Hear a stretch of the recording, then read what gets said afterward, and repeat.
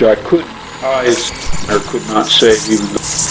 I mean, I had seen animals that had been poisoned with rat poison, hemorrhaging and dying, bleeding, looking up at me, and I had to hold a lamb while a veterinarian killed it. I had held sheep while their throats were cut. I had finally become half crazed with horror and grief at the state of the world, was looking for some enlightenment.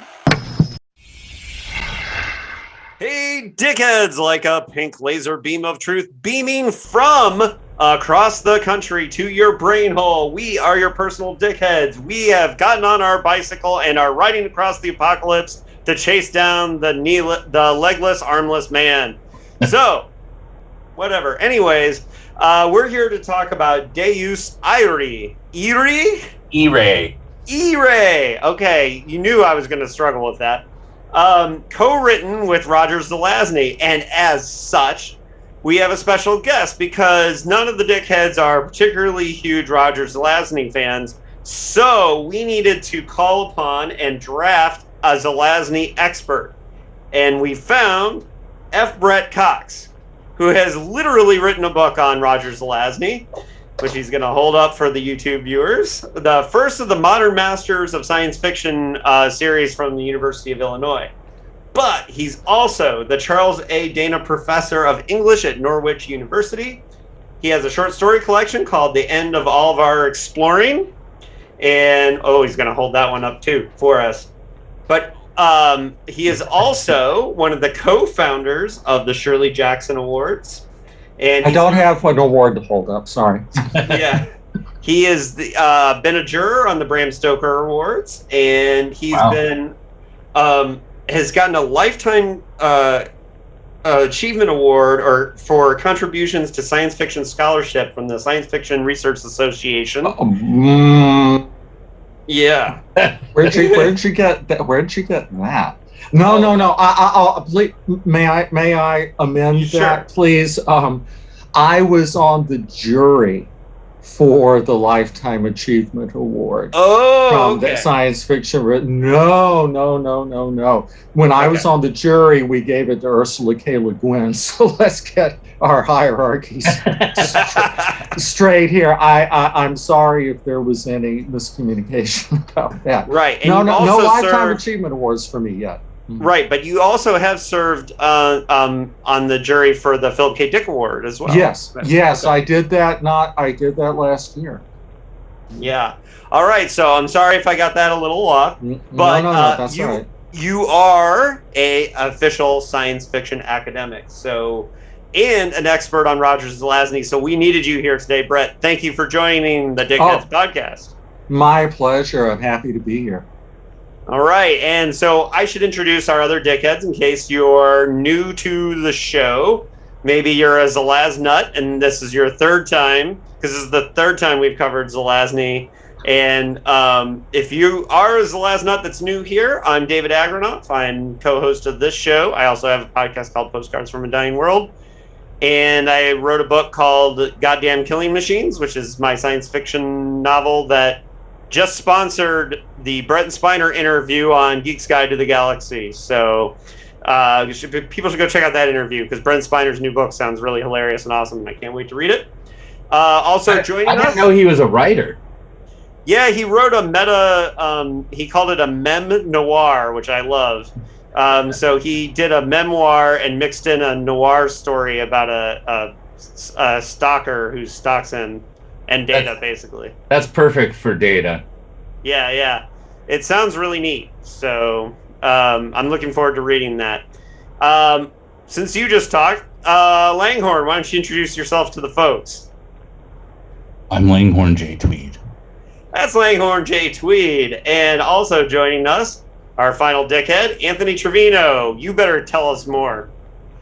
Hi, I'm Anthony Trevino. I'm a writer and a film critic. My most recent book out at the moment is Hissers 3, Fortress of Flesh, co-written with the Ryan C. Thomas.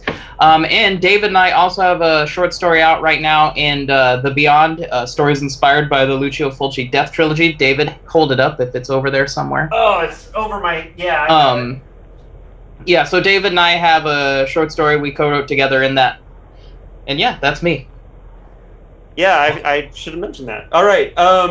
We're going to start off like we always do with the PKD news. And there actually is PKD news this time, besides just like random articles where yet another person says it's like a Philip K. Dick story, because that's when you look up Philip K. Dick news, that's a lot of it. The Vulcan's Hammer adaptation is in pre-production. Larry, I hope you're excited, even though they did not contact David or I to write the script. I am very excited because this is I feel like we've had a big influence on that.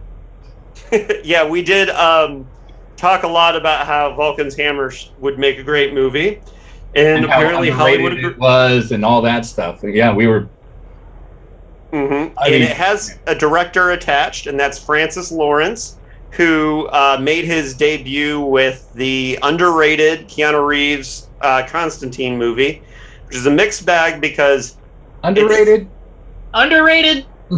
Well, I will say it's underrated for this reason. I think everything but Keanu works amazingly well. The problem is the lead character was miscast. That is the best iteration of the devil I've ever seen in a film, even though I might be biased about who plays them.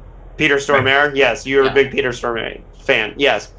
Tilda Swinton is amazing in it, too. Correct. As Gabriel. And so Francis Lawrence, he went on to make I Am Legend and a bunch of Hunger Games movies. And he is tackling Vulcan's Hammer. And Electric Sheep Productions made an announcement that they have the director attached now. There's a long way to go, but having a director attached certainly means that... Well, yeah, especially a tentpole director like that. I mean, if he did the... Hunger Games. Yeah. Hunger Games stuff. Yeah. So it appears that they're working on a script right now, but they're pretty serious about doing it, so we'll see how that goes. And you never know what could happen. We were supposed to get a Clifford Samack Way Station movie last year, and then the COVID delays for the Batman, because Matt Reeves was going to direct it, and the Batman being delayed ended up like nixing the Clifford Samack movie. So you never know. Yeah. Things could happen, but they're at least serious about trying to do this. And yes, we talked at length about how Vulcan's Hammer would make an excellent, a better movie than it was a novel, almost. And so, yes, we are very excited about the Vulcan's Hammer announcement.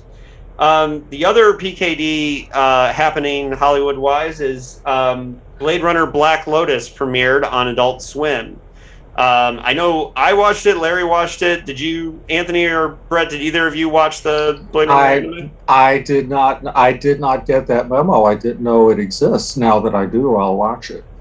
A lot of people are really happy about it. I did not watch it. I have mixed feelings. Yeah, well, so do I. Yeah. I'm not in the group that thinks it's better than the 2049. So. Oh, that's crazy. Yeah. No, it's 2 24-minute episodes have been released. I think the third one might have came out last night. Yeah. And it'll be out by the time this episode comes out. That's for sure. Yeah. And I only watched the first one so far, and I liked it. I was a little surprised that even though it's set in LA, in between the events of the two movies, that it was all in Japanese, and which is fine, but it almost made me wish that it took place in Tokyo. in that world. Yeah, would have been. I was actually thinking the same thing. Yeah. Yeah. And it's good, but I don't think it's anything mind-bending. And one thing I will say is there's like almost nothing PKD-ish about it. It's Blade Runner. It's Blade Runner, yeah. Which, what do I always say, guys? Historically, people think they're doing PKD when really they're just doing Blade Runner. Yep. Exactly. Yep, that's right. I mean, this is a good Blade Runner story, but I mean, David, we'll see where it goes. Better than the comics that Titan are putting out? Well, I haven't read those, but I would say that from what you guys say, the comics are better than Black Lotus. So. Yeah, the storytelling in the Blade Runner comics is very good, and I almost kind of wish Well, I mean, those stories exist in comic form, so that's fine. And but when I read those comics, I'm like, oh man, I would love to have a Blade Runner movie of this. Yeah. And Same. Yeah. And when I watched the anime, I was just kind of like, yeah, it's okay, it's entertaining, it's fine. But I only watched one episode so far, and tonight I'll watch the second one, and we'll see how it goes. But it may get better, But for me, it's the animation style that I don't really vibe on that. Mm-hmm. But I mean, I think the story's fine. Yeah. Well, it could be like strong ringing endorsement, Larry. Yeah, right. Fine. There are moments in the animation, though, and it's not quite on that. Star Trek has a new animated series for kids called Prodigy, and there are moments when there's no characters on the screen, where it almost looks like the live action, like when you're seeing the ships go and all that. Mm-hmm. And there were no moments like that in Black Lotus for me. But there were moments where you definitely felt like you were in the Blade Runner universe, so that's cool. Yeah. And I do appreciate that. But shall we move on to the book? Let's do that. All right. Well, Deus Irae was published in the year 1976. David, what was happening in the year 1976? Well, Jimmy Carter won the election, and the bicentennial celebrations around the United States started happening. The first space shuttle was unveiled, and Apple computers were founded. So that's your backdrop of the year this was published. However, and it was my first year voting. Oh yeah.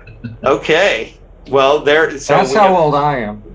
Yeah, I was 2 years old, so. Not to. I was not alive.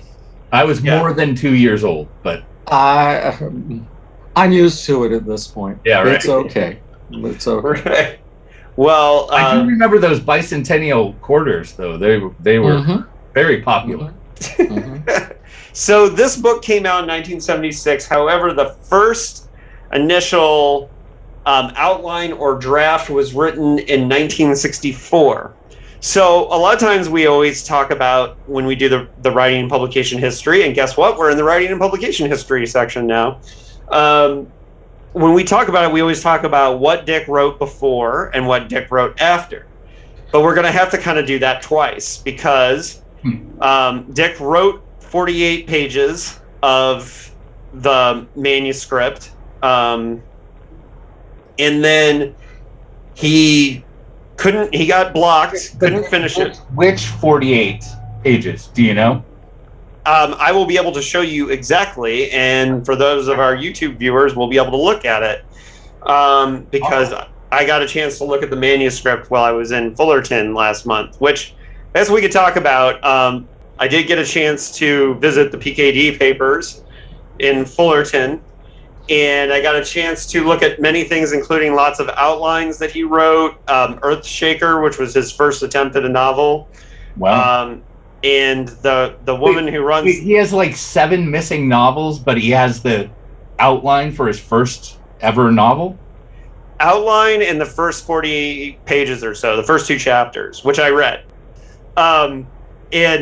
Basically, of Earthshaker, there's 2 chapters that are fully written, and then he started over and rewrote those first 2 chapters. Yeah, that sounds about right. I mean, yeah, and he never finished my entire writing career is just rewriting the first chapter. Well, that was 1948. But anyways, we're not here to talk about Earthshaker. But I did get a chance to look at this first attempt at a manuscript, and I'll be able to share screen with people and show you some pictures of the manuscript. And that way we know exactly where he stopped, down to the sentence. He didn't even finish the chapter he was working on. He just stopped. But that first outline was written in 1964. And we know that it was that early in the year that The Penultimate Truth and The Unteleported Man were written in mid-1964. Okay, and he seems to have written Clockwork World, Counterclock World in 1965. But he was also in this period working on Ganymede Takeover with Ray Nelson. Okay. Yeah. However, it appears that these 48 pages for Deus Irae were written between Three Stigmata of Palmer Eldridge and before Penultimate Truth. So, so Anthony, between two of your favorites, he worked on this. Yeah. Under another terrible title, as PKD likes to do, The Kneeling Legless Man was his original title. So it wouldn't be a PKD book without a terrible That's a rough one. title. It's still not as bad as the Earth's Diurnal Core or whatever Dr. Blood Money was. Yeah, exactly. And he sold the original 48 pages and the promise of the rest of the book to Doubleday in 1964. And he reached out to two different writers, Ted White, which we will talk about in a minute, and Roger Zelazny. And Ted White was like, I don't know, and didn't end up doing any of it. And he reached back out to Zelazny after. Wait, hold on. So Ted White is the one that wrote the. Is he the one that wrote the ending of one of his books? We Can Build You, yes. We Can Build You? Okay. And Ted White said in 1965 or 1966, he gave me the first 50 pages for Deus Irae and asked me to finish it for him. In other words, this was a man who professed admiration and respect for me and wanted me to collaborate with him. So Ted White was using that as like, hey, he didn't think I was a total asshole. He sent me this other book as well. So He was actually using the fact that Deus Irae went to him to kind of defend himself after Dick. Irae is something totally different. Yeah. And so the final draft, after Zelazny did his draft, he sent it back to Dick, and Dick added a little bit at the beginning and a little bit, and added the epilogue. And so he did that after the Ubik screenplay and before Radio Free Albemuth. Okay. So there's two different phases where this was going on, and then there was a lot of in between. Now here's the thing: in 1964, when he sold the outline, and it's really funny. And Anthony, get ready to read. Our first PKD quote is about a letter in 1964 that is from a letter in 1964 that he sent to, I believe it was to Doubleday. So PKD said, Roger Zelazny and I are going to collaborate on a novel. The basis of it is an outline I did back in 1964, which Doubleday bought. This is to SMLA. Sorry. What? This is to the literary agency. Yeah. Sorry. I was never able to actually write the actual damn book and had Ted White take a look at the outline. He in turn, having decided, I guess, that he couldn't do it either, or didn't want to, gave it to Zelazny, with whom I was already discussing a possible collaboration. I do not remember the outline, however. It's called Deus Irae and deals with a future religion. So it wasn't until 1975 that Zelazny completed his part. I don't know what took so long, but it got sent to PKD on August 17th, 1975, and at the Fullerton Papers that has the letter that that came with that manuscript, and that's when and there's really not much to the letter. It's just here's my manuscript, Phil. What do you think? And then Phil added a little bit at the beginning and a little bit at the end, and did some little hand edits. But that's it. And then they sent the manuscript to Doubleday in 1976, which is funny because that's literally 12 years after he sold the outline to them. Now they did Do Androids Dream of Electric Sheep in between. Doubleday did for him. However, it appears in 1964 that this was pissing off Doubleday, and they really wanted it, right? And they were like, we already paid you, and if you don't get to work on it, we're going to want our money back. And so I think a lot of recruiting Zelazny was to just keep them saying, like, hey, I'm going to give you a collaboration with another hotshot writer, and so calm down because you're going to get something even cooler. Yeah, because Zelazny won two Hugos. Two Hugos in the 60s, right? He won the Hugo for This Immortal and for Lord of Light, and he also won the Nebula Award for Best Novella for He Who Shapes and Best Novelette for always got to take a deep breath before I say this, The Doors of His Face, The Lamps of His Mouth. And so he had won both of the major awards twice by the time he was 30. It is kind of hard to overstate the impact that Zelazny had at that time in the 60s, and in not only as a very quickly established fan favorite, but also other writers, how they were just like, who, what, when, where, what? They were just absolutely astonished by what Zelazny was doing. David, when you say he's a hotshot writer, he's not just a hotshot writer. He's like a really big deal. He is the hotshot writer. Chip Delaney remembers that at the Worldcon in '66 in Cleveland, where Zelazny won the Hugo, that in a tie with Dune, another historical footnote, that Chip remembers that they were introducing various big name writers, all of whom got healthy amounts of applause, but when they introduced Zelazny, the applause just went on and on and on. That he was a major star, very, very quickly. And it's interesting what you're saying about the compositional history. And it's sort of why when I do have my scholar's hat on, I find it very difficult to deal with collaborative works, because unless you do have access to the papers, I mean, who knows, right? First of all, can you ever believe anything any writer says about their own work? No. And, and all of that, because Zelazny's claim was basically what you were saying, but, Zelazny was claiming that they kind of decided to do this book, and they both had lots of other contractual obligations, and they just kind of worked on it in fits and starts over the years. But Zelazny's comments leave the impression that there was a back and forth, that he would write a bit, and then Dick would write a bit, and then Zelazny would write some more. But I did that what you were saying about that Doubleday finally got fed up and said, all right, we need this, or you're going to have to give back the advance. And that was kind of spurred Zelazny to go ahead and finish the book. But it's like, it still took 10 years. It still took 10 years. It's like neither one of, it's odd, it's like neither one of them seemed to consider it a super high priority.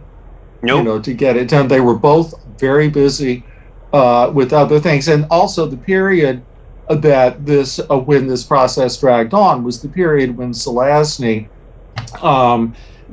became a full-time writer, because he had a full-time day job working for the Social Security Administration, which he finally quit in the late 60s.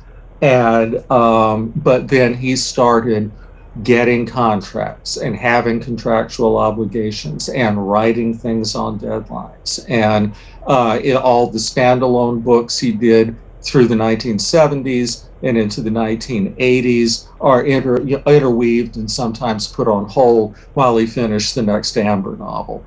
Right. Anthony, we have a quote from Zelazny from a convention from 1978. Could you read us that quote? Sure. Some years ago, Phil Dick, who is a very hot writer when he is on top of things, had agreed to write 12 books in a year's time. A book a month.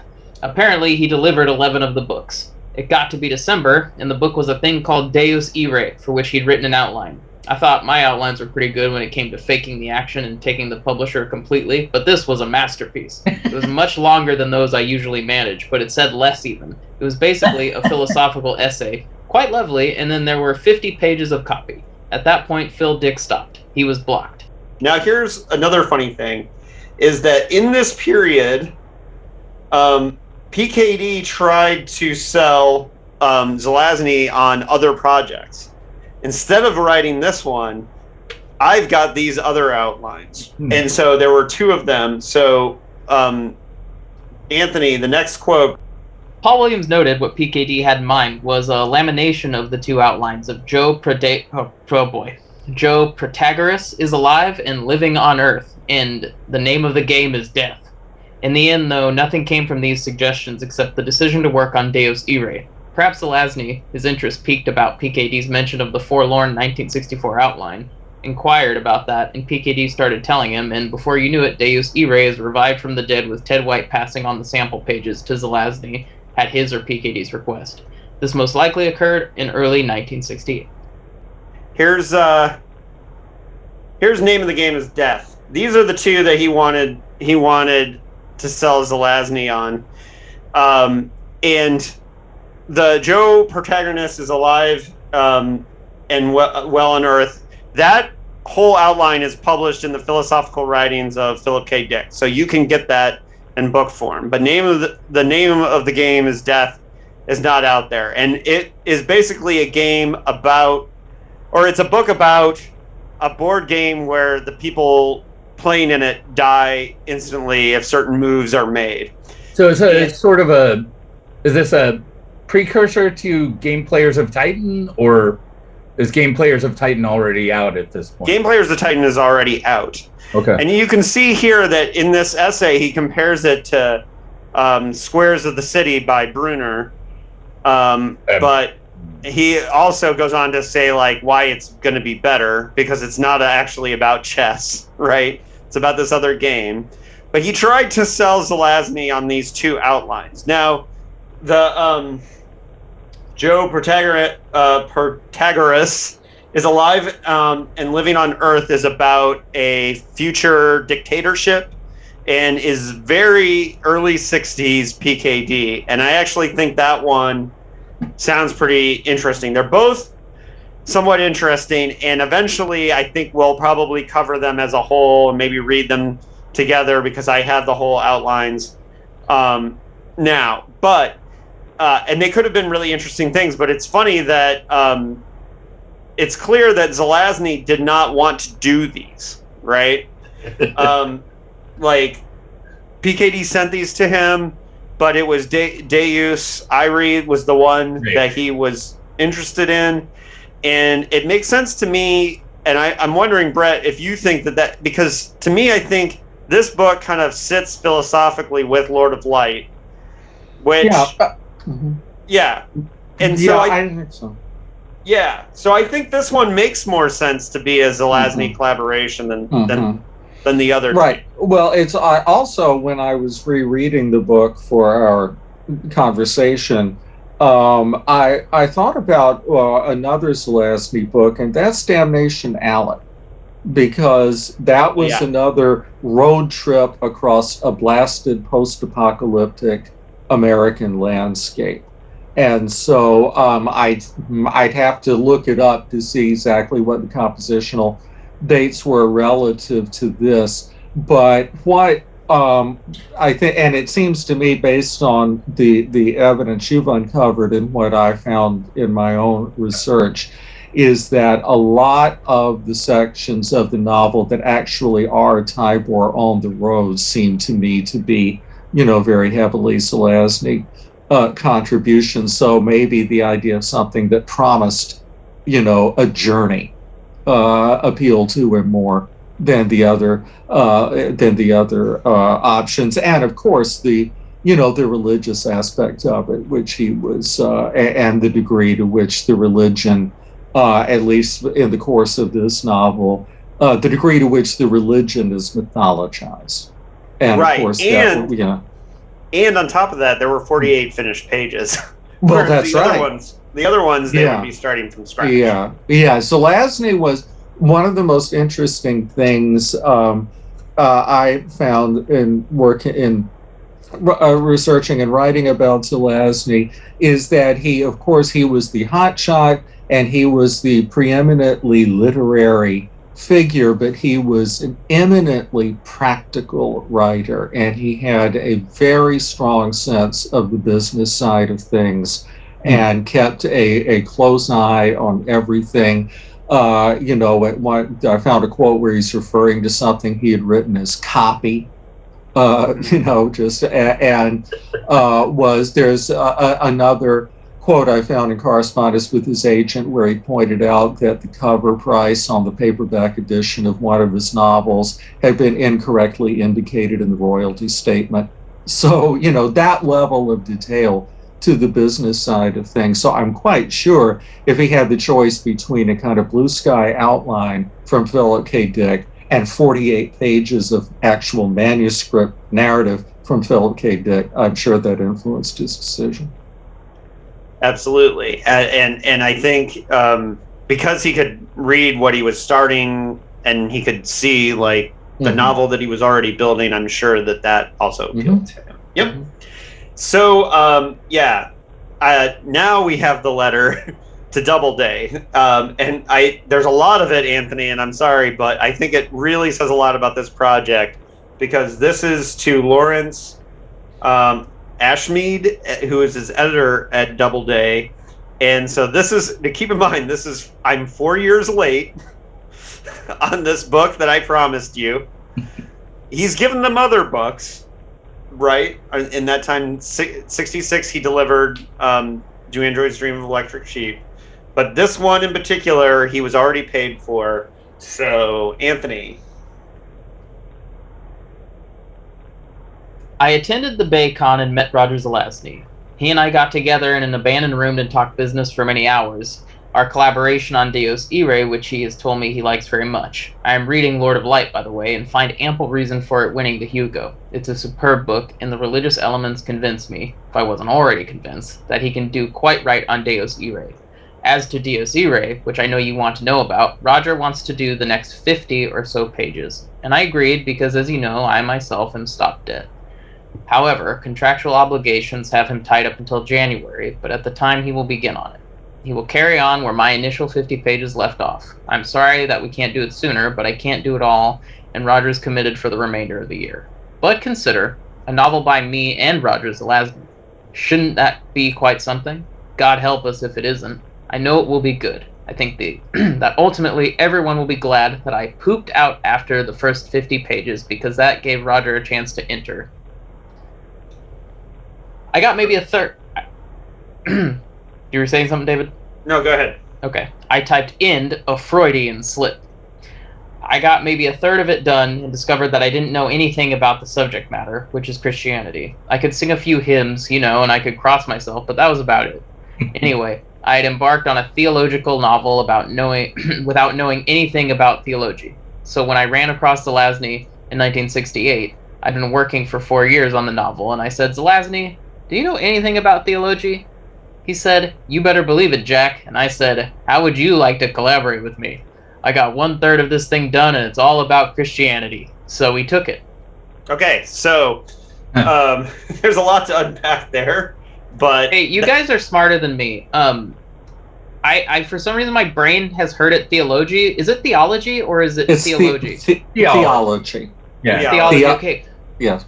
I don't know why I kept thinking it was theology. It's typical English language confusion. It's theology, it's theological, but if you're talking about a practitioner of theology, it's a theologian. Yeah. Oh, okay, perfect. Thank you. That solves that. Wide range.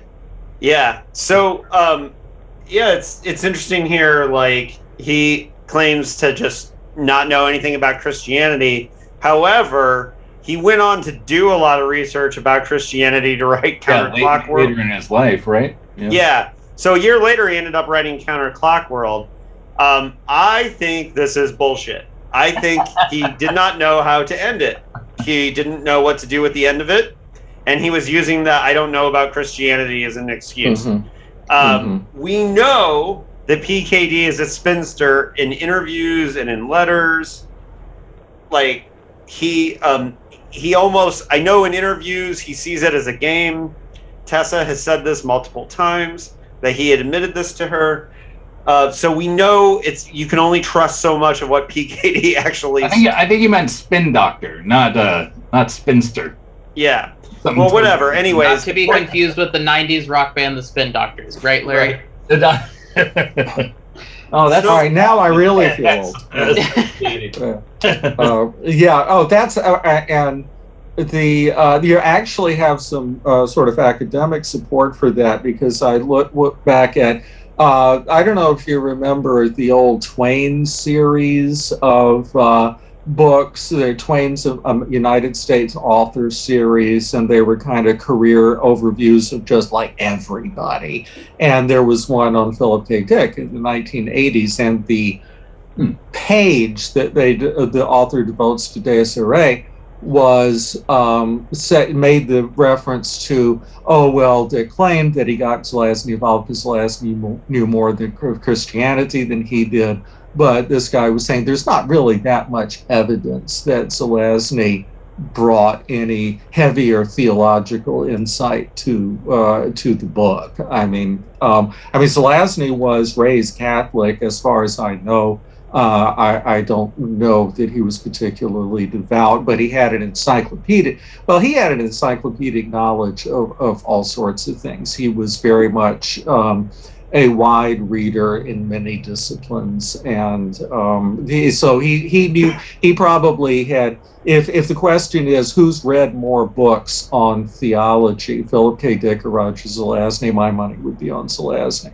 But that doesn't mean that that Dick needed somebody to tell him about Christianity. Yeah, and to be clear, the book doesn't go that deep into Christianity. No, it's not. I would say Counterclock World has more Christianity. Yeah, it's not it's not a full essay on the roots of Christianity or anything like that. Not at all. Not at all. There's definitely more religion in Lord of Light, and there's more not Christianity technically, but there's more religious philosophical stuff going on in Lord of Light than there is in this one. But absolutely. I would suggest too that if Dick was citing Lord of Light, this guy knows all about Christianity. One of the reasons I think that book had its impact is that it was, in addition to all of the stylistic and structural things with it, that it was just so unusual at that point for a writer to be writing a science fiction novel or a science fantasy novel about non-Western religious traditions. Yeah. I found one quote that was saying that today we might call it cultural appropriation. Back then you get points for just knowing that other religions existed. And it may have been that Dick said, well, if this guy knows so much about Hinduism and Buddhism, he's got to know a lot about Christianity. So, I'll go with it. So, yeah, why not? Now, Brett, do you think that Zelazny, whether he knew about Christianity or not, would have said, yep, I know all about it, let's go, let's write it? Do you think he would just agree to it for the chance to write with Dick? Because he did admire his work quite a bit. He admired Dick tremendously. I mean, the introduction to Payback, the posthumous anthology that David, you reminded me of in our email correspondence, was by Zelazny, and Zelazny dedicated one of his novels, right? Today We Choose Faces was dedicated to Philip K. Dick, Electric Shepherd.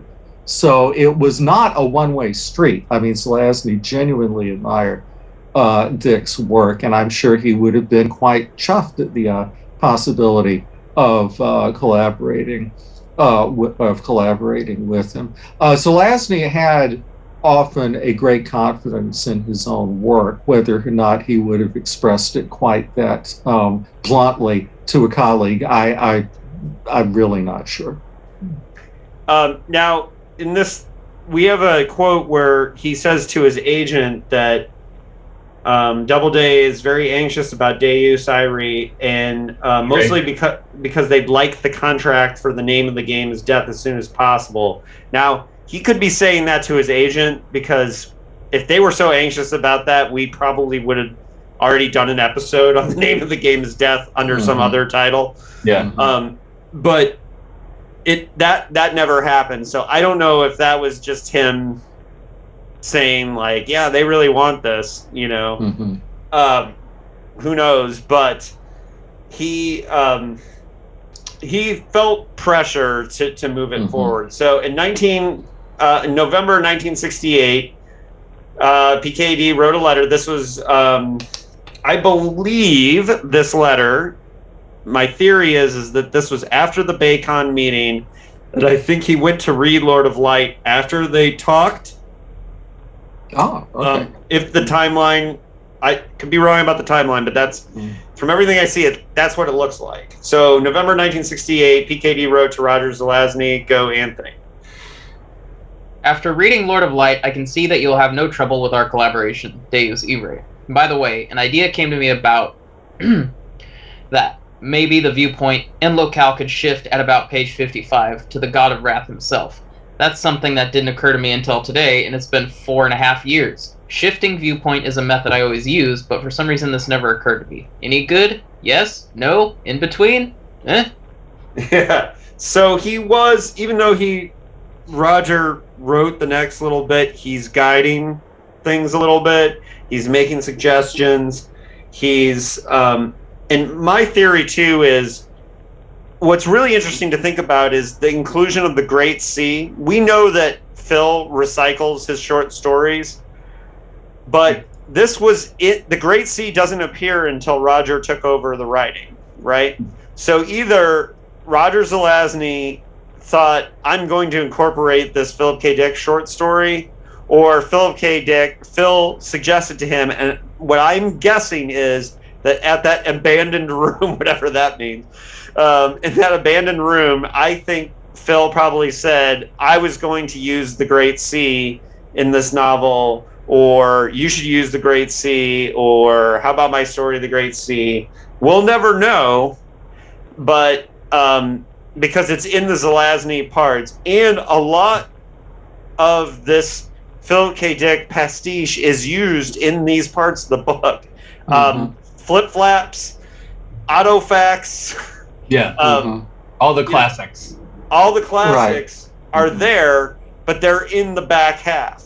They're not just in the beginning. And so I think one way or another. And that's all Zelazny.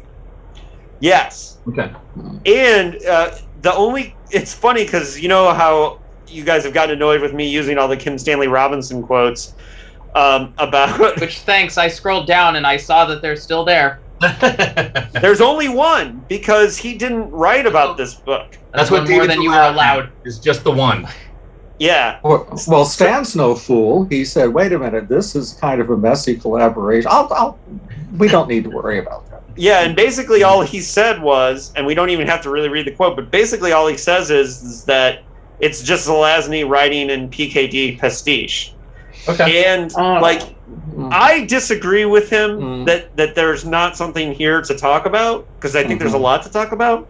But it's funny that, you know, Kim Stanley Robinson's just like, it's just Roger Zelazny writing PKD pastiche and then writing it off, which is weird to me. Right. Well, my I think that my forgive me. My minority report, I couldn't resist, is that I'm just not completely convinced that the actual compositional process. I mean, obviously, those first 48 pages, that's Dick, and Dick claims that he wrote the sort of coda there at the beginning. I'm not convinced that everything in between is either Zelazny contributing new material or repurposing. Dick's material. And I have no evidence for this. I don't have any textual evidence. I don't have any evidence in the papers, but I just have the feeling that there may have been more of a back and forth between the two of them for everything that came between in the novel. One thing that Zelazny claimed is that when they finally turned it in, that there was no polish of the book. There was no attempt to go back and do a final edit on it. Well, that sounds like Dick. I mean, yeah, and that's very much like Philip Dick. But there are these points in the book where, at least to me, some of it sound, even though that sort of long middle of the book, where some of it I'd say that's Zelazny writing, but some of it, if it isn't Dick, then of course Zelazny, and again this is possible, did quite a job of mirroring Dick's writing style. I mean, we were saying, I was before we started recording, that Zelazny was not given much to the interior monologue, and anything. And so this is a subjective a guess on my part, is that any parts of this book that contain the phrase "he thought," are either that's something that Dick wrote, or that is Zelazny deliberately trying to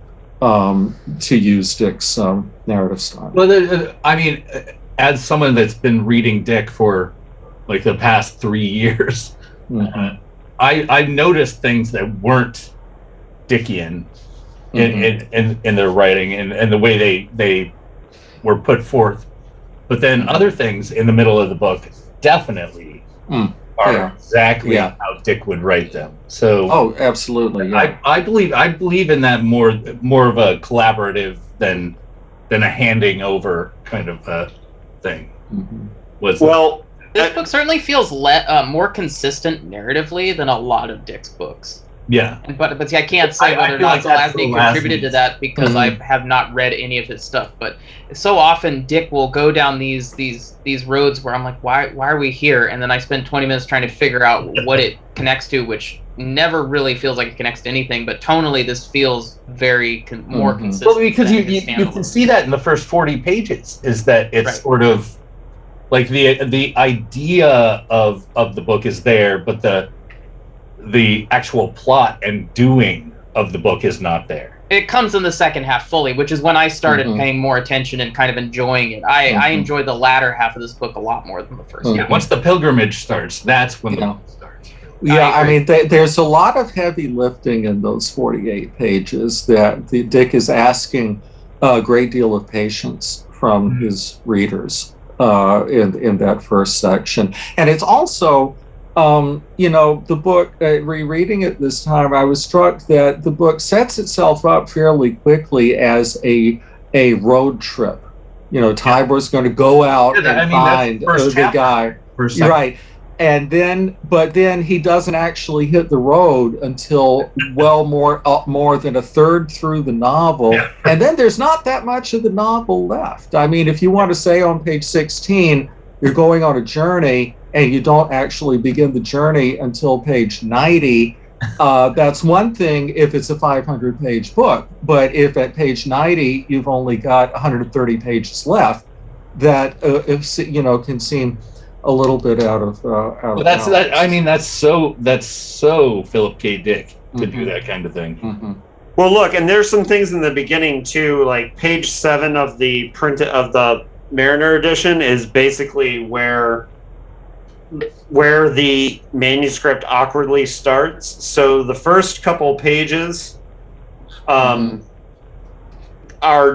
new. However, PKD claimed to have added those in one of the back and forth, that those were his additions. Now, one of the things that's interesting is we assume that, because researchers that look at these, they're always looking for one of the lucky things is like we would have emails today. There's letters that go back and forth for some of these, but I think Roger and Phil were talking on the phone quite a bit. during the process of writing this. That's my understanding. And so here's the thing, too, and we look at the big gap that's going on here, and maybe it's my bias because I just read The Divine Madness of Philip K. Dick, but, you know, Roger was very busy during this time doing other books. Well, Phil had 2 divorces, right? Had 2 suicide attempts, a $350 a week amphetamine addiction at one point. He hit the bottom of the barrel during part of this period and was completely blocked to the point that before he wrote Flow My Tears, this couple years passed where he didn't do shit. So some of these conversations that he's having with Zelazny in 68 and 69 are right in the middle of this very low period. Mm-hmm. So when he's talking to Roger, I doubt he's saying, yeah, man, I have teenage drug addicts at my house right now, so I'm a little busy getting the teenagers fucked up to write this philosophical book about religion. Yeah. Go ahead and finish it for me. Yeah, he's not going to tell him. Bill's house is that house. Yeah, that house. So when I look at the dates and I see 68, 69, I'm wondering during some of this had to be his low period. Mm-hmm. So and I don't know if Roger has any idea how fucking bad things are. Yeah. On the other end. They only met at that convention, right? They met in the Payback introduction. Zelazny claims that they met in a couple of times in California and in France. I don't have no knowledge of that. 77 at all. Yeah, but the thing is, so that was after the book. Yeah, that was after the book came out. One thing in some ways it's a really big distinction to be made between the 2 men that we know what Philip K. Dick's personal life was like. Zelazny's personal life was not like that. He led, there were with a couple of exceptions, his life, as far as I've been able to tell, was without traumatic disruption. Mm-hmm. I mean, he led a very quiet life. He had a family. He had a couple of things. He was he did have an early marriage that ended that divorce quickly after they were in a very bad car wreck. And then his father died around the same time. And then later on, toward the end of his life, his longtime marriage broke up, and he became partners with the writer Jane Lindskold and was with her for the last year or 2 of his life. And except for that, he just, worked and traveled and had a family and was normal. He's not... They're not on the same plane as far as no. Right. He's no Lord Byron or anything. No. Well, he did, and he had a passionate affair with the folk singer when he was hanging out in Greenwich Village. All right, so he's got a little Byron. So he's got a little Byron in him. I'm willing to bet that smoking weed with jazz musicians was probably, his drug experience, if there was one.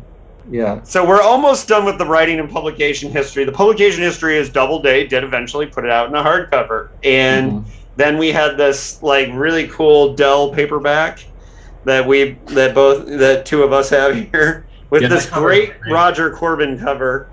And it has the back description on here makes it sound even weirder than, it correctly points out how weird it is. It can be easy to forget how weird this book is when you're focused on the religious stuff. Mm-hmm. Yeah. And on that note, the writing and publication history is over.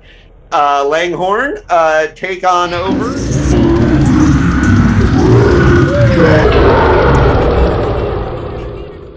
Here we are at the story breakdown. And first of all, this one's going to be interpretive. Second of all, I'm going to start it with a little anecdote about what I did yesterday. Will you be voguing? I might vogue a little. All right. So yesterday, by coincidence, purely by coincidence and not by design, I went to an art installation of the Sistine Chapel, where it was the pieces of the Sistine Chapel separated with an audio description and history of each piece. It's a recreation, obviously. They're not actual. Yeah, it's not actually the Sistine Chapel, but they didn't take it apart and bring it over. No. But it dovetailed so well with this novel of a new Messiah that it was kind of a weird coincidence. And so that's going to work its way into this interpretation. So, as we proceed, welcome to Deus Irae, the Book of the New Messiah. We begin with the first apostle, Tibor, who is an armless and legless man who must go on a journey, whether he likes it or not, because the old God is not right for him, but the new God is also not right for him. So, Tibor McMasters, first of all, there's a whole bunch of junk in the beginning about the differences between the religions, the servants of wrath, and the Christians. Of course, the Christians are, once again, sort of the antagonists of the world. Even this new post-apocalyptic world, 90 years from the Third World War, and the mutants have taken over along with the autofacts. So our apostle must go on a journey, a pilgrimage, a pilg, as it's called in the book. The pilg is to take a picture of the new God, the new Trinity, you might say, as we'll find out later.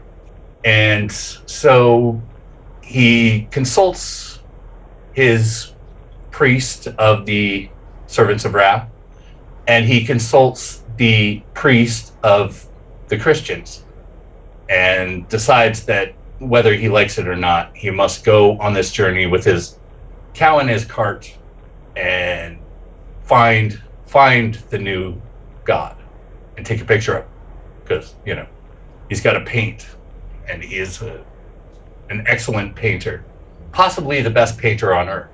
So he needs arms anyways. Yeah. In fact, he doesn't believe he can paint if he has arms. So we also meet Pete Sands, who is our second apostle of the new God. He is also the betrayer, the Judas, but not the killer. And that's the secret here, is that our good, quote unquote, good apostle, Tibor, is in fact the killer of the new God. He is the Messiah-making apostle. So they're both Judas, in a sense.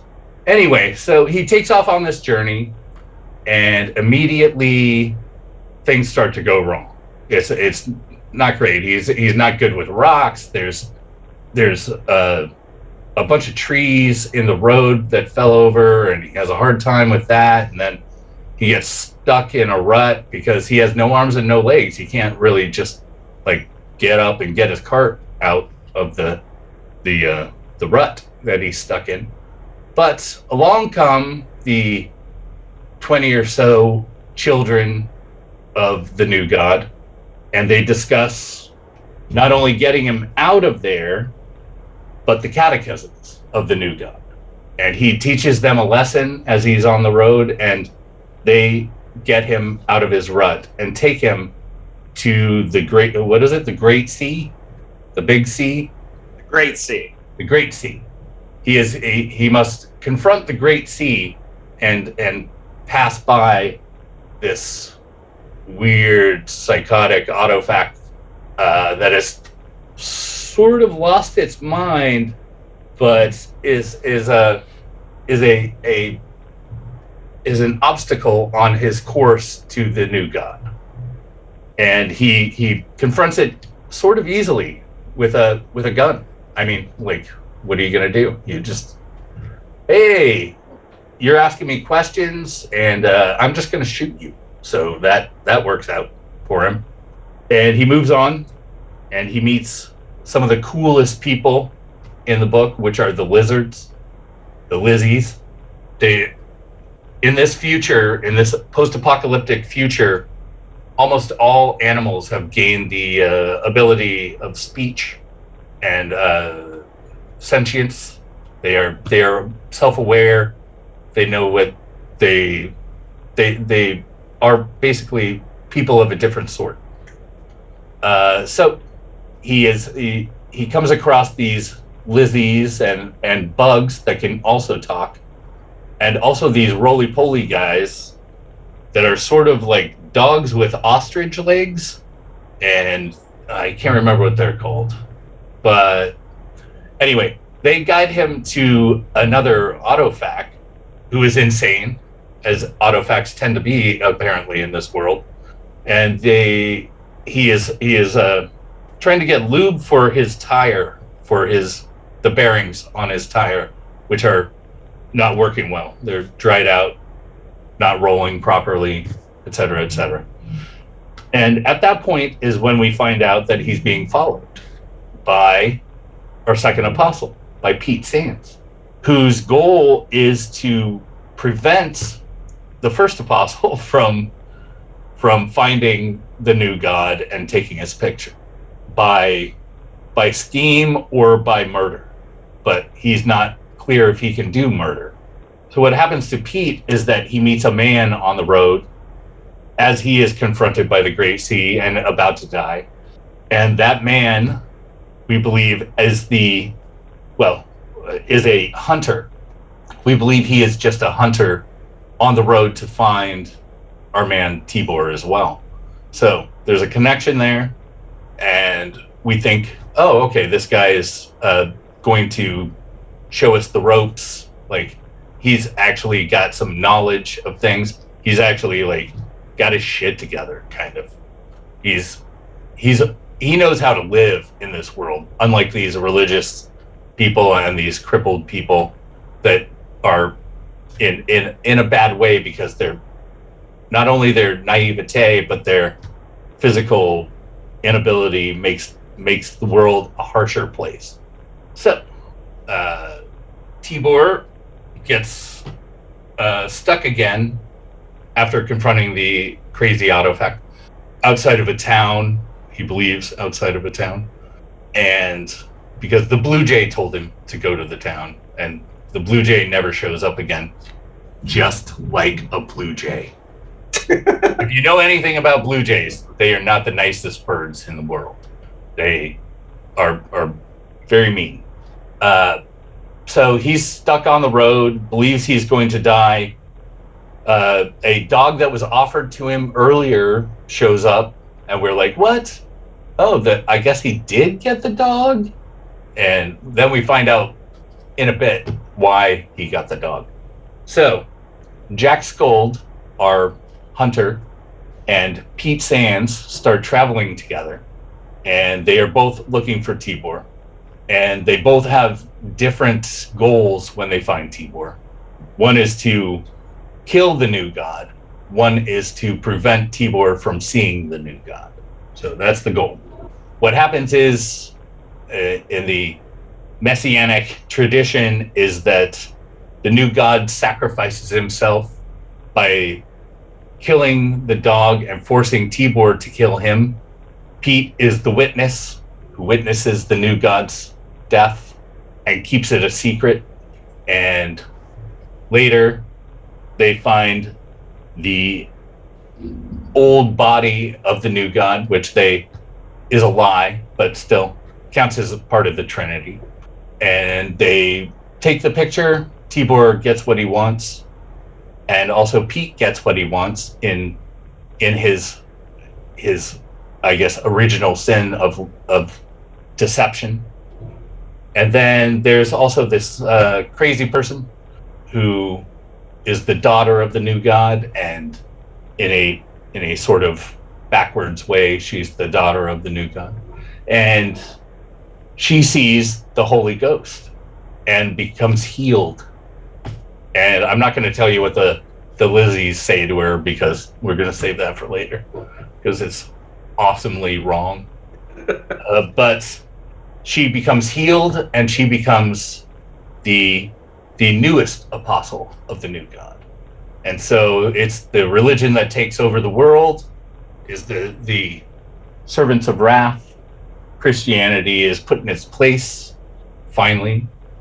But we are now worshiping someone that is considered, is it worse than Himmler or worse than Eichmann? I can't remember which. Well, I kind of think Himmler's the worst. If you're worse than the worst Nazi, is basically how this new god is described. I didn't mention the worm, but the worm needs to be mentioned in this. The worm is basically the coolest villain in anything I've ever seen. So that's it. That's the story, basically. All right. Well, you'll have to expand on your worm theory a little bit later. Oh my god, that worm! That worm freaked me out. All right. So I'll give you guys a preview on the themes that we're going to hit are who wrote what and PKD-isms, Christianity, world building, Trump-like figures, and I only had one what the fuck in this book, which is good for an old book. So there's all kinds of fun PKD-isms. We've talked about that a little bit already. Well, I'd like to start with the Great C. Let's do that. I mean, that's a hell of a character right there. The Great C starts I did read the story, and it's a hell of a character. I mean, you would want that in this post-apocalypse, right? You would. I reread the story this week.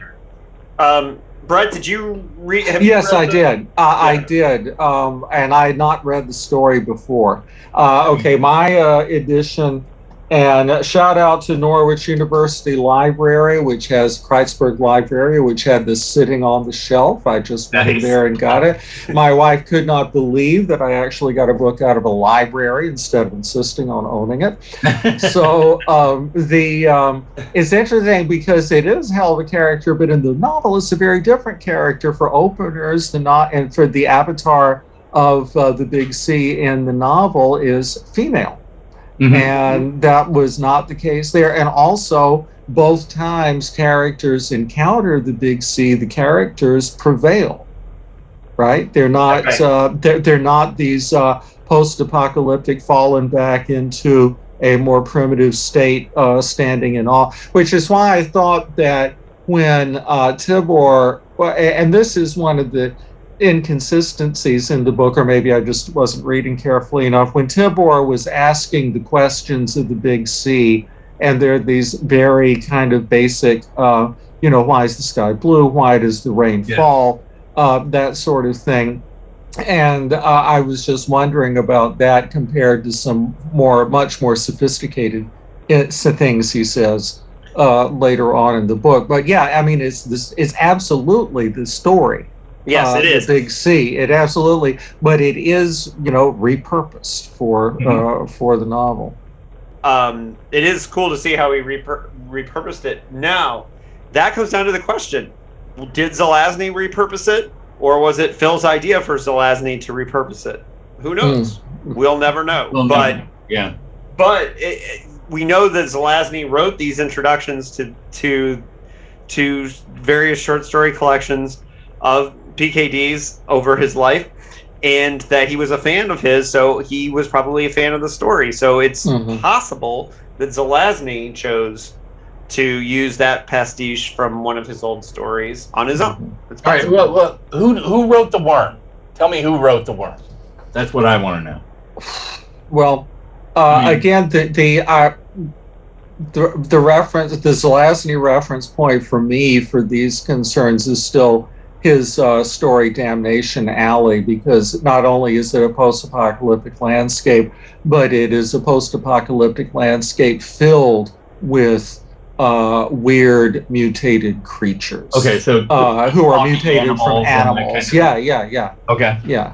Yeah, it's So- definitely Zelazny. That is Okay, probably yeah. I Zelazny. don't remember if any of the animals were talking, but I could see Zelazny coming up with the giant worm.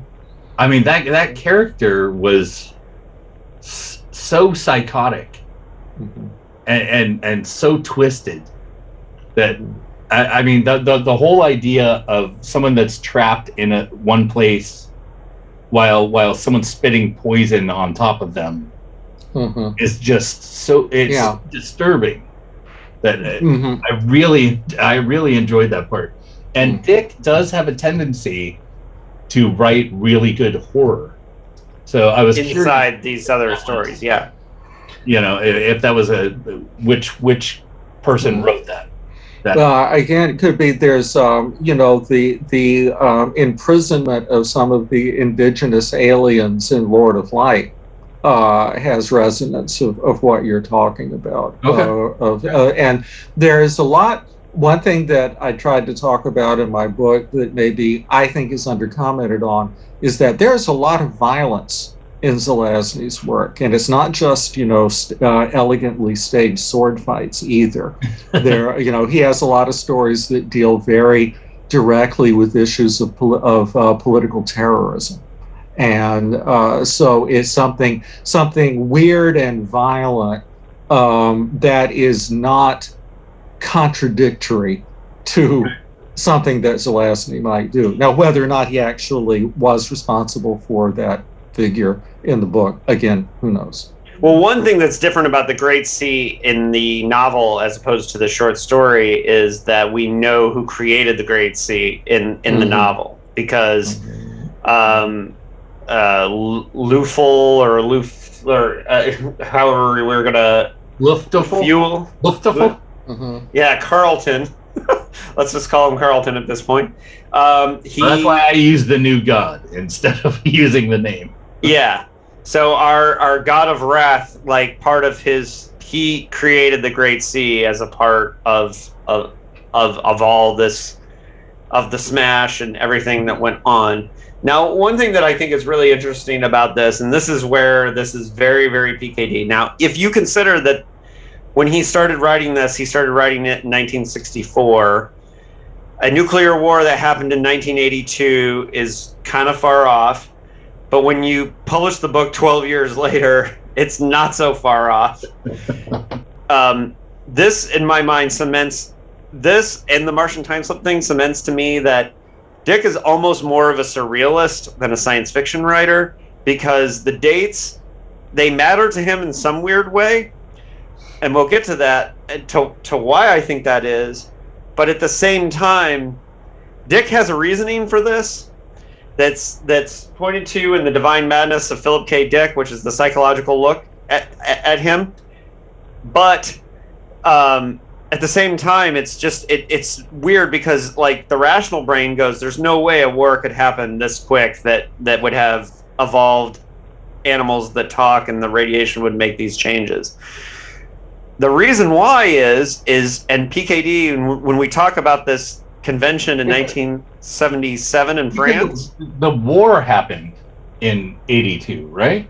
The war happened in 82. Yeah, yes. And we're 90 years displaced from that, so. Did he mention the actual date, 90 years? Okay. He does say 90 years once, but... Okay. I think I missed that. That's also very confusing because some of the characters, it's almost biblical in that sense that some of the characters have that sort of Methuselah longevity, and others are descendants. You know, that there's that dichotomy of Luftafel living for so long without aging, really, and other people being, so removed that they don't even remember why rain falls. So right, it's interesting. I don't know if it's in today's standards. I don't know if that would stand up, because people love their reality and hate things that are fantastic like that.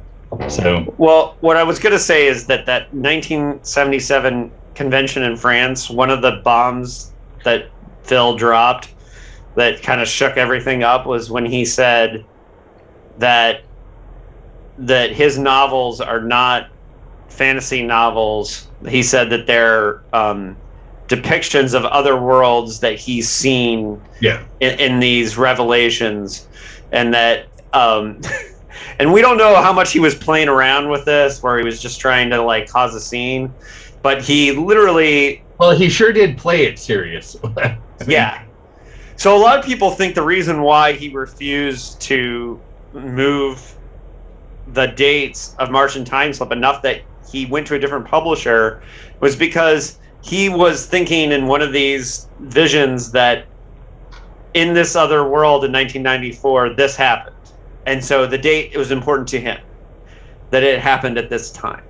So these dates that he has in these books may not be as random as we think, because in his envisioning of these stories... What do you think, that he followed a particular timeline? I think in his mind he did, yes, is what I'm saying. I don't know whether they're real or not, but... I'm adding that to evidence of the combined PKD universe, so just so you know.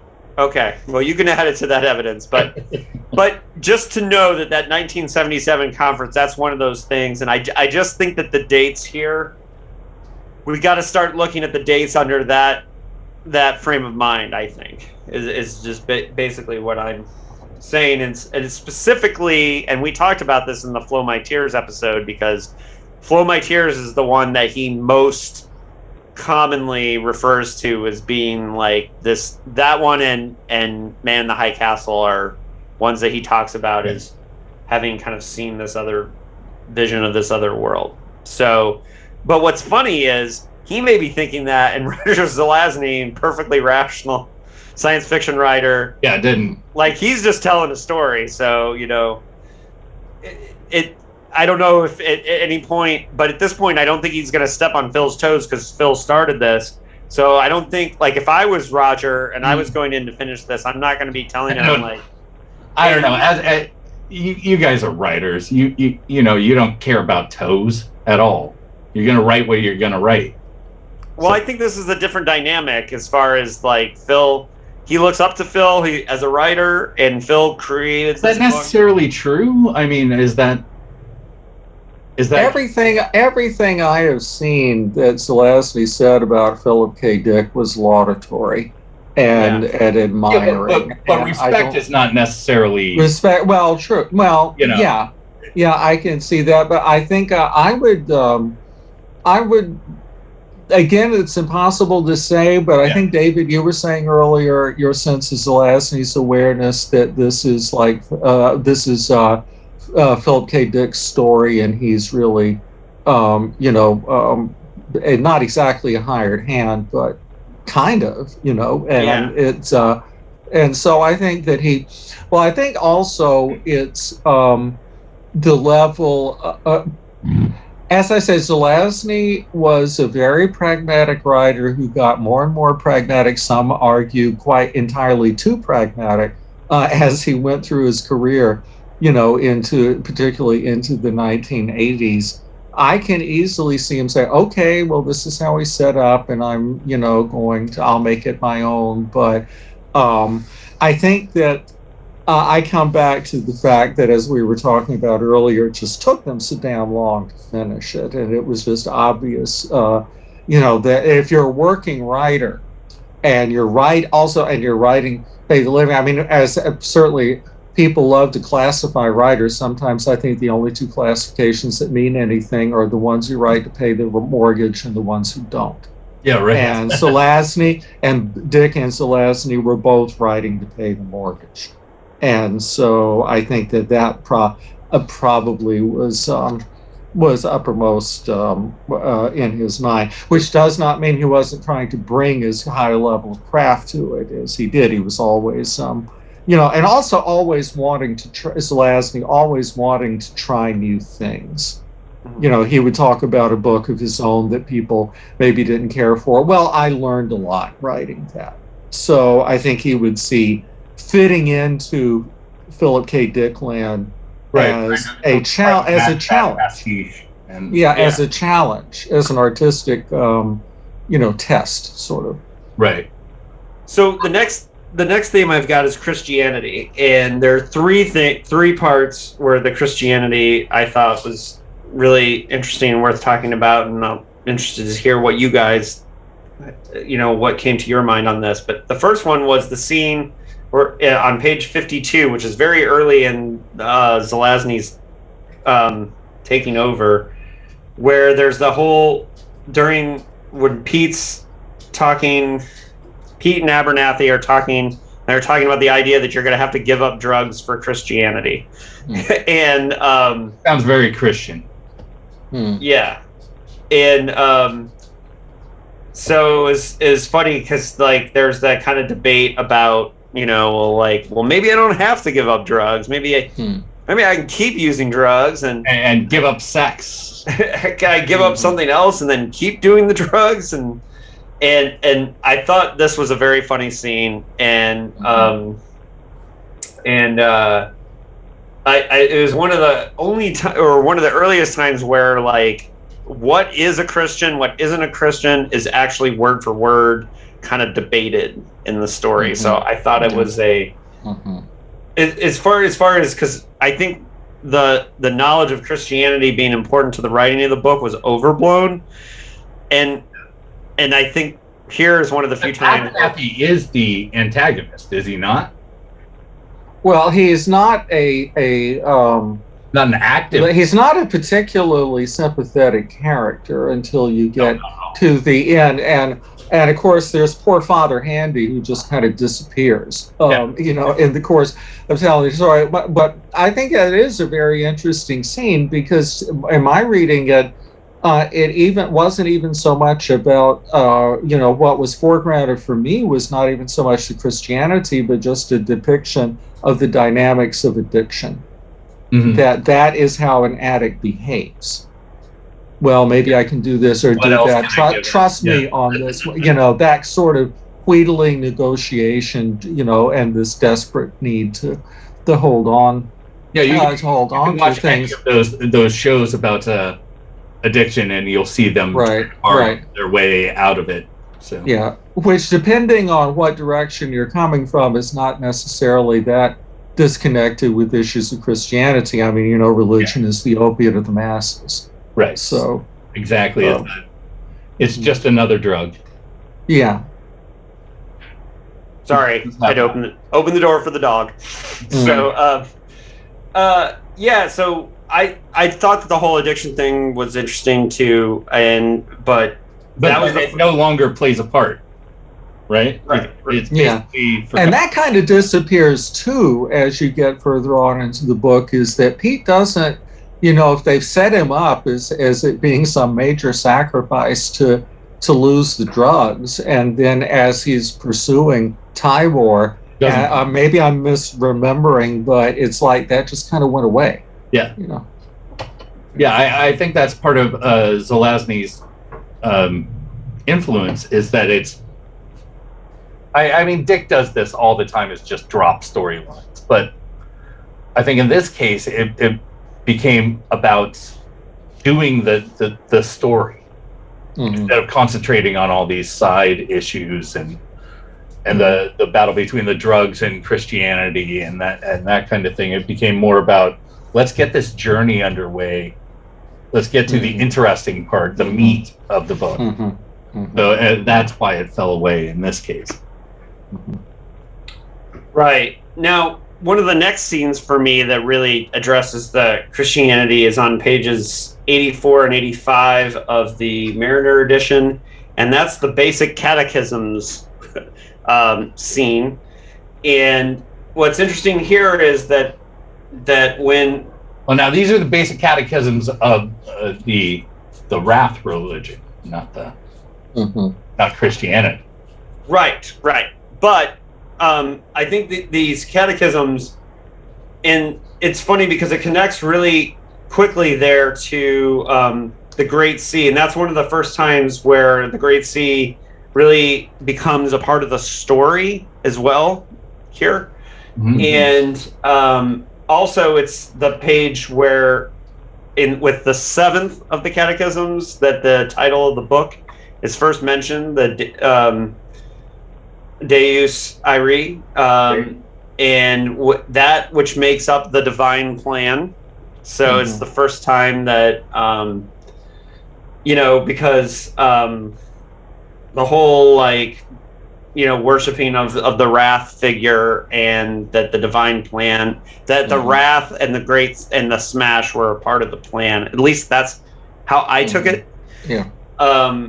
And so, I think that this is kind of a really important part. What are they saying about this religion, which is this twisted version of Christianity that worships the end of the world? And we'll come back to that when we talk about Trump-like figures, because what I really think is interesting about this book and the reading that I had reading it in 2021 is this idea of worshiping people who are destructive figures, right? And so is this part of the mission statement of the book here on page 84 in the catechisms? Because that's one of the things that I thought of when I was looking, because part of my process is I read the book, I highlight it as I go, and then when I'm setting up these notes for the show, I read through all the highlighted parts again. And this book hit me much harder when I was going through it the second time and when I was analyzing some of these parts, which happens a lot, but this scene didn't mean much to me when I read it the first time. But when I went back and read it the second time, I realized how important it was to the book. I had the same experience of it standing out to me more rereading it for our conversation. It was very resonant of Zelazny to me, because there's a great little sequence in his novel Creatures of Light and Darkness where he offers what he calls the agnostic's prayer. That is this very ritualized statement of agnosticism. So that kind of, at least mimicking of ritual, sort of call and response ritual, is something that I could very much see Zelazny doing. And the thing is, it's a death cult. Yeah. It's a death cult, and that's one of the many accusations that has been leveled against Christianity in general, and certain kinds of even more apocalyptically inflected versions of Christianity. It's not just a Manichaean duality. It's not just the light and the dark, good and the evil. It's this destruction is all part of God's plan. Now, what's missing to me out of this is a promise of an afterlife. I mean, you kind of get that in the last bit of the book, but it's not at this point. I mean, there's not, again, unless I have just forgotten something. The presentation of Christianity in this book does not really, seem to offer that, the world sucks and you're going to die and it's going to hurt a lot, but you will be in heaven afterward and everything will be okay. It seems to be saying, the world sucks and you're going to die and it's going to hurt a lot, and praise God. That's a very specific take on it. That's why I look at this as as sort of a Bible. They're creating their own Bible. These two men, Zelazny and Dick, in the fact that they're doing a messianic tale. They are creating a mythos of a Messiah, of the, when he shows back up at the end as the Spirit and cures the daughter. That is definitely a Jesus tale, right? It's the same sort of story, and that's why that's where the afterlife comes in. That sort of, it's not taken as a literal. They need to tell us these things. They show us these things. It's kind of a almost a restorative justice approach to Yeah. the afterlife, and it's also very much in contradiction to that quite astonishing passage where Tybor has the vision of Carlton, Right. and as the true god of wrath. Mm-hmm. Right. Well, and then there's this part on page 177 where they talk about a false god, false religion, and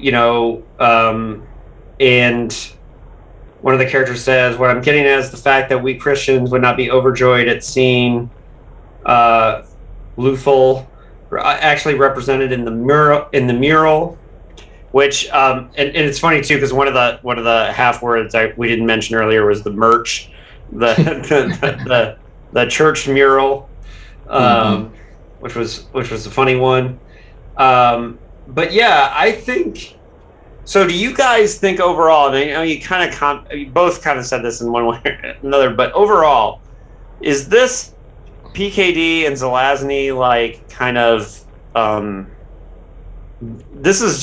This novel is just a critical look at like modern Christianity, right? That's what this is overall. I think it's more about them creating a new Christianity more than it is as an indictment of current Christianity or anything like that. Yeah, it feels like they're using Christianity, like the nuts and bolts of Christianity, to build their own religion upon it. Kind of like Larry was saying earlier. I certainly didn't get a scathing indictment against Christianity. It's more like, this is how it is here, but we're just kind of using this as a roadmap to build our own religion for this book. Yeah, I mean, and again, I come back again to that chapter 18, where the young woman is cured, and the spirit of Carlton is essentially, he's not evil, at least at that point. He's the Holy Ghost. Right. He's the Holy Ghost, and so there is that moment of redemption. And I think that to me is what I have always valued in the work of Philip K. Dick that I've read, is this notion of human frailty and human, and that and the idea of the necessity of just trying. Maybe you fail, but trying to be decent to other people. Well, what's funny too about Carlton is when you look at what his name means. In German, Luftwell or whatever it is. It means it's a German combination of air and devil, right? Which, I mean, you might as well have named the character like, devil bomb guy, like, as far as like, if it was in English, but so because he was the ex-chairman of the Energy Research and Development Agency of the United States. That was his job beforehand, and so he's connected. He's basically the guy that had his finger on the button, right? And wasn't the bomb wasn't it an air blast bomb? That it wasn't just it didn't hit the ground and blow stuff up, that it just detonated and wiped everything out. Yeah, right. And so building on the last section where we were talking about Christianity and building on this whole the servants of wrath as a group and talking about them a little bit more, I think like the earliest time in the PKD draft that really kind of makes or expresses what the point is on page 19 of the Mariner draft, where for the servants of wrath what did sin consist of? The weapons of war. One naturally thought of the psychotic and psychopathic Cretans in high places and dead corporations and government agencies, now dead as individuals. The men at drafting boards, the idea men, the planners, the policy boys, the PR infants, like grass their flesh. Certainly there had been sin. at what they had done, but without knowledge. God of the old sect had said that about his old murderers. So this is like he's kind of making like a big political statement right after he first, on page 18, like one page earlier, he first identifies their ideology of the Servants of Wrath. So it's early in the story too, you know, that we get introduced to a lot of these ideas. And see, I'm having a fundamental disagreement. Is that in my head, is that the story doesn't match what they say. So the actual Servants of Wrath as a religion doesn't exist until the end, when there's the ascension and the healing and all that stuff, and that's what makes the true religion. So what we're seeing is a false religion become a true religion, just as Christianity sort of came about.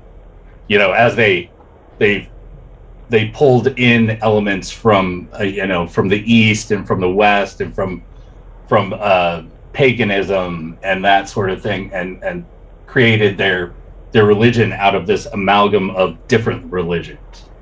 Well, and I think one of the that as the fundamental, no matter what they say about the God of Wrath or the religion of Wrath, it doesn't matter until all those elements come together at the end.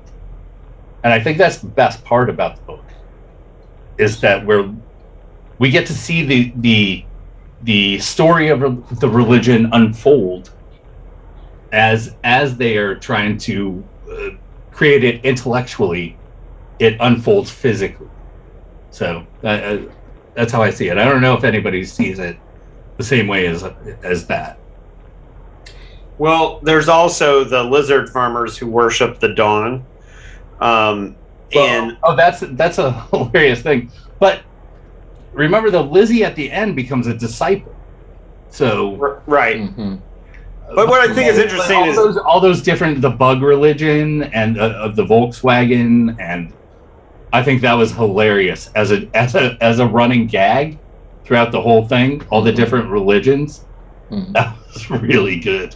Yeah, and I think that's maybe something to consider with the novel, is that in addition to offering this take on Christianity or this development of this new religion, that what is present at every level is the religious impulse, is the impulse to religion, the impulse to worship, the impulse to a spiritual or transcendent, faith-based explanation. Yeah, and that in itself is not always the case, in classic science fiction. I mean, I recently I have reread Arthur C. Clarke's Childhood's End, and it's almost like I don't know, maybe it's kind of charming, but just the degree to which he just says, well, once we have a way of knowing what really happened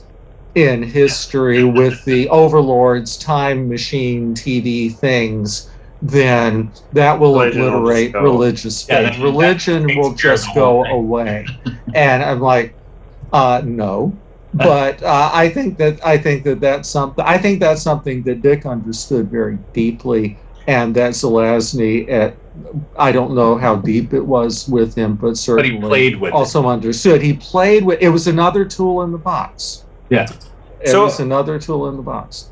And this leads me to think about Maze of Death, because here's the thing. I recently got into an argument with a fellow dickhead who really was bothered by the fact that we did publishing order versus the order that the books were written, and was very critical, saying you guys should have done all the 50s mainstream novels. And I was like, what? Well, but I think here this is a time where we can look at the publishing order being a thing, because even though PKD started this idea in 1964, he wrote a whole book about a made-up religion in Maze of Death between here and there. And I don't know, and I'm wondering what Anthony's thoughts are, because I know you were kind of a fan of that one as far as, or maybe it was Galactic Pie Healer more, but like, did he do a better job with inventing this made-up religion in that VR situation with Maze of Death than he did here?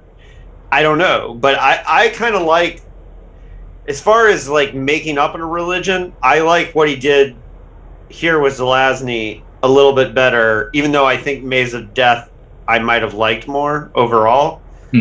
But I think as far as just tackling this idea of creating a religion and what it means, I think that point was made better in this book. Does that make sense? So I don't know, but I don't know if it's creating a new religion. I think it's much like the Latter-day Saints, and that might be why they set it partially in Utah, or started it there. It's basically, this is a new Messiah. This is the new Jesus that they did in this book. So it's a little bit different from Maze of Death, but what do you think, Anthony? Wow, was there a question for me somewhere in there? Yeah, do I think that they did it better here? Let me just repeat it so I'm understanding it more. Do I think that the creation of religion is better in this book than in A Maze of Death? Yeah. Yes, because in A Maze of Death, it turns out that they're just living through this simulation, which is just a rehashed version of Eye in the Sky, basically. Right. Anyways, so in here they kind of go for it. Whereas in A Maze of Death, Dick does that turn, and it's like, RJK. It was just, not real. He does really just hint at it, right? But going back to what I said before, I think that this book is more consistent with what it's doing than many of his other books. Yeah. So yes, I do think it's done better here. So, did anybody else see the? Am I the only one that saw the Donald Trump thing? Like, because I saw you said something about Donald Trump or Trumpism. I think it has a lot to do with the fact that we live in this world right now, and you read it during this current time. But I think that's a thing. So where? Yeah, explain that. Where is the Trump connection there? Okay, so because this whole death cult thing where we see like all these people who like refuse to get vaccinated because Trump, because they think that that's the right wing position to take, and even though like Trump, they just don't want to turn into transforming satellite dishes. David, come on, man. 5G. Right. Well, but what I'm saying is that you've got these people that are willing to like try to overthrow the election. They won't listen to reality. They've been shot down in every court they've been for. They refuse to accept reality that they're following this guy, right? And it's funny because like Trump said, like, I'll be right there with you, and then like hundreds of people got arrested, and now over 600 people have been indicted in their involvement in the Capitol. And so when I read this and I was seeing like all these people worshiping, this guy pulled the trigger, blew up their world, and then there's all these people that are worshiping him anyways. Regardless of what they know, they know that he built the Great Sea. The belief is that only a god can destroy the world. Yeah. That goes entire belief. And that goes back to Job. I mean, what is God's message to Job? Did you create the universe? I don't think so. Yeah. So, don't mouth off to me. And that's but no, David, I take your point on that, because again, it is the idea of the death cult, the idea of embracing something that is embracing forces that inevitably will lead to your own destruction. Yeah. If in fact they have not already done that. But that's also the dichotomy of the book, is that at the end, it's about curing. Yeah. And healing, and not about destruction. So even though it's the god of wrath, the god of destruction, it ends up being a healing force. And the very end, we're talking about the end of the book, but the literal last part of the book is the chapter 19. That's what I call the Victorian Coda, letting us know where everybody else. I keep coming back to that because I've been accused of abusing that device in my own fiction. So, be that as it may. But that also says that it was all bogus. That he got famous. No, that he got famous, and even Tybor got famous and even revered for something that simply was not accurate. That was not true. And I apologize if at Q is Valis on Twitter has decided that we're a bunch of libtards and now they're going away. Whoa! Back up.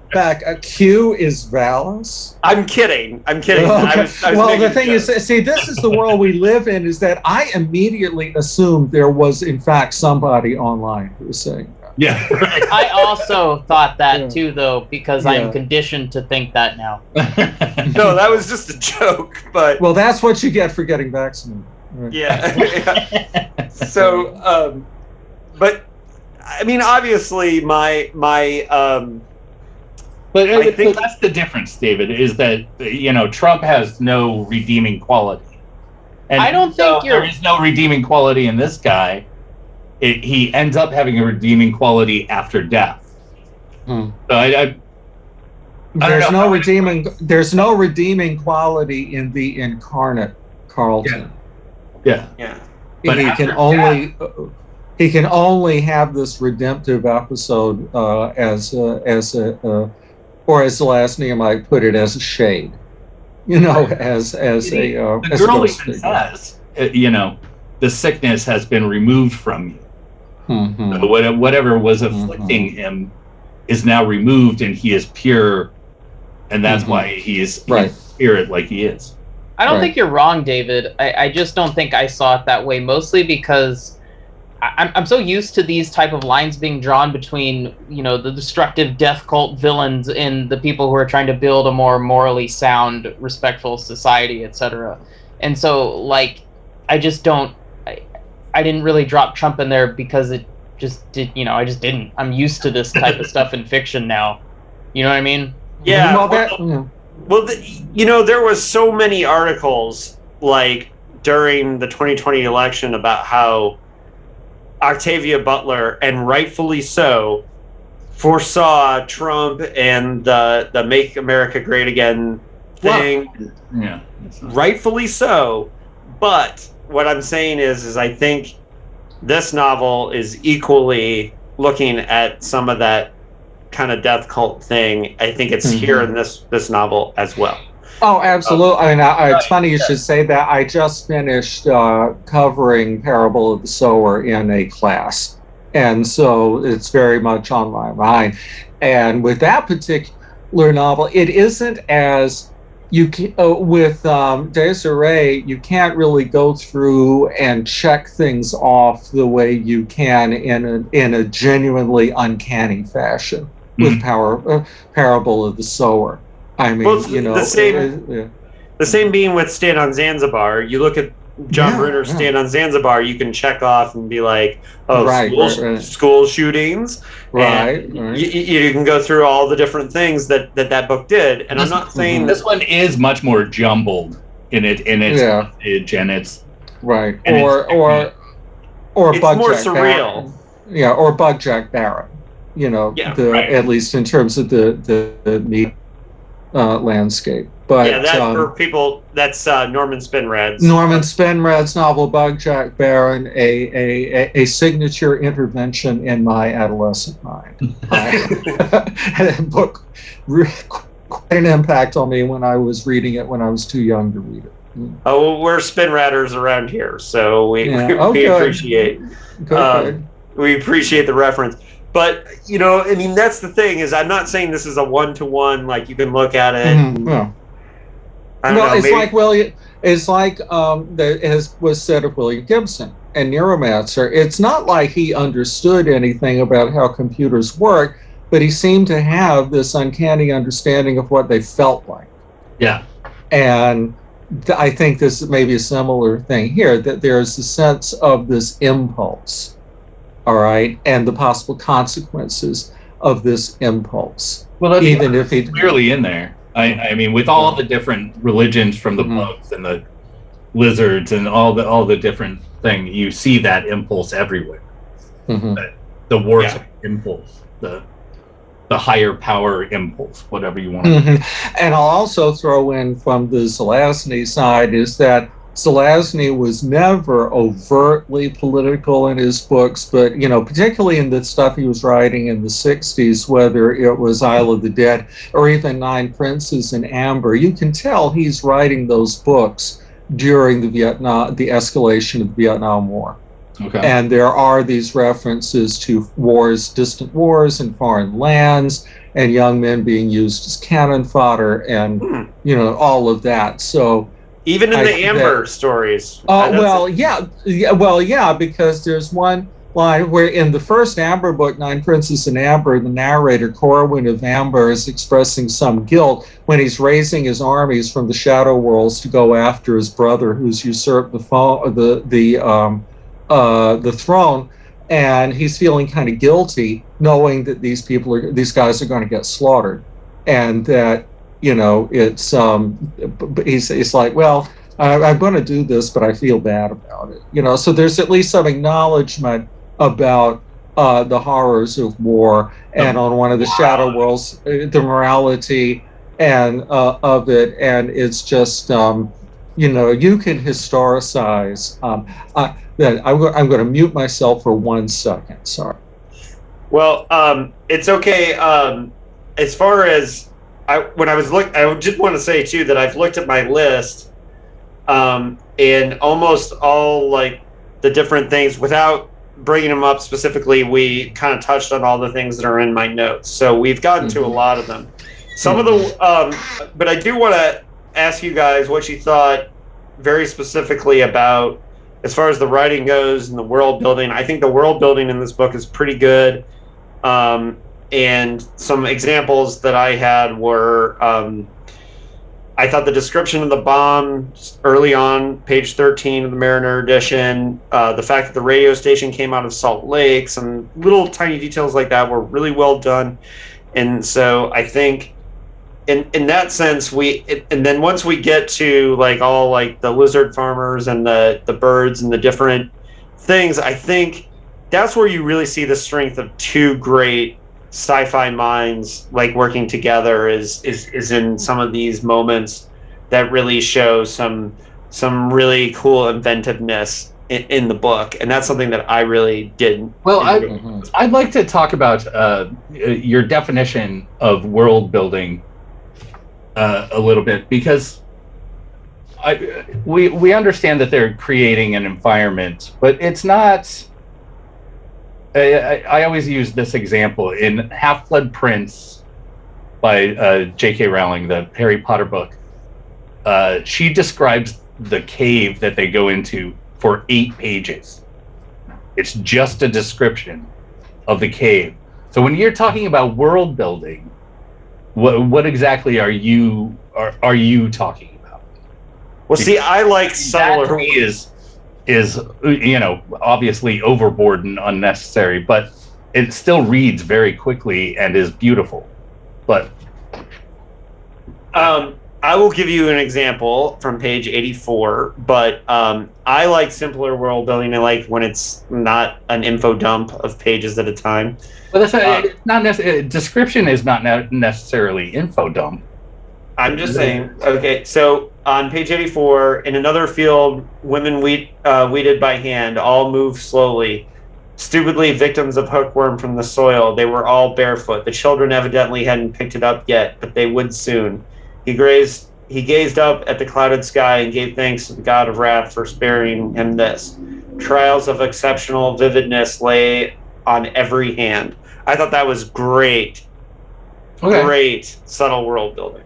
Just gotta say. Mm-hmm. So am I just looking at the difference between literary world building and genre world building, or well there might be a distinction.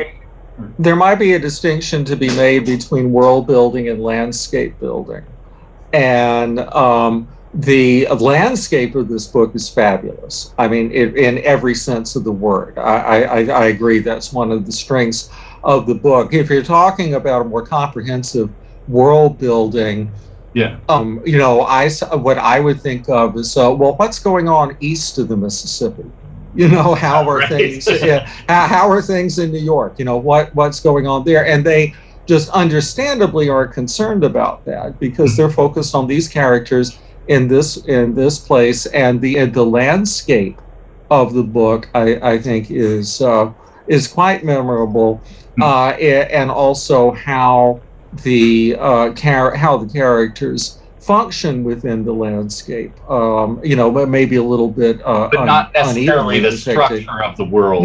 Not necessarily all the things, and that's very Zelazny too. Again, to go back to the Amber series, this is not an original insight on my part, but it has been said that in Amber, we don't really have much of a sense of the physical landscape of the world of Amber, that it's so focused on the doings of the royal family. That we don't get passages about, how the plumbing works in the castle or anything, or what's going on out among the people who aren't part of the royal family. So, but again, the landscape is there, and how the characters I think that's definitely what David, if I can say, what you appreciate. Yeah. Another example would be, just want to know the structure of where the story is, not necessarily like what the plant life is like, or what color the trees are in the forest as Tibor is passing through it, or anything like that. So there's a part on page 87 where the Great Sea says, before the smash there were no woods, only cities and farms, and men were clean shaven. Many of them wore clothing then.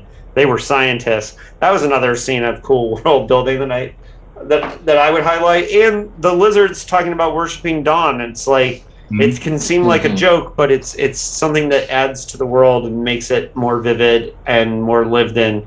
And those are things that I really appreciated in this book.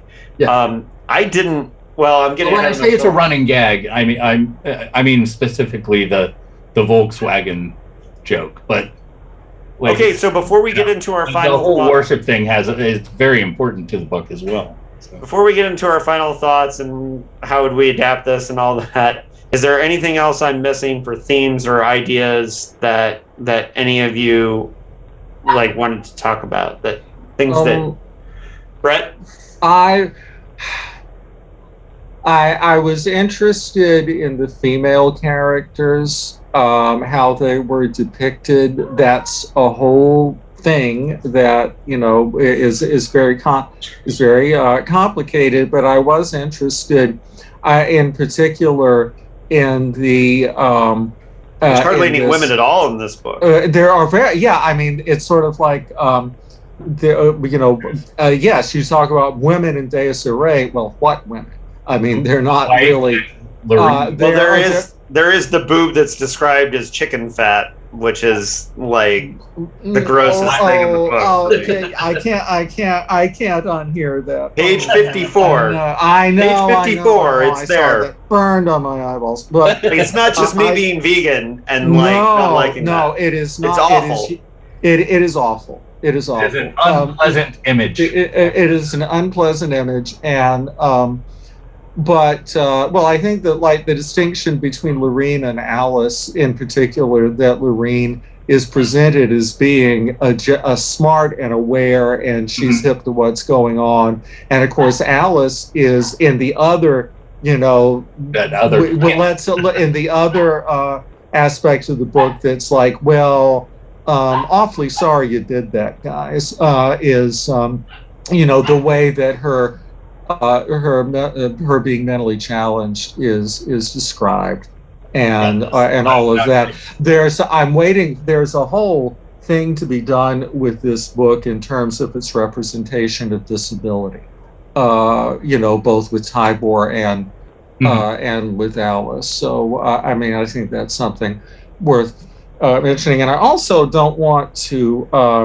But there was one passage in the book, just a single paragraph, that really leaped out at me, and I'm not sure what the pagination would be, but it's right before the scene that we mentioned earlier, where the Tybor has the vision of Carlton as the genuine god of wrath.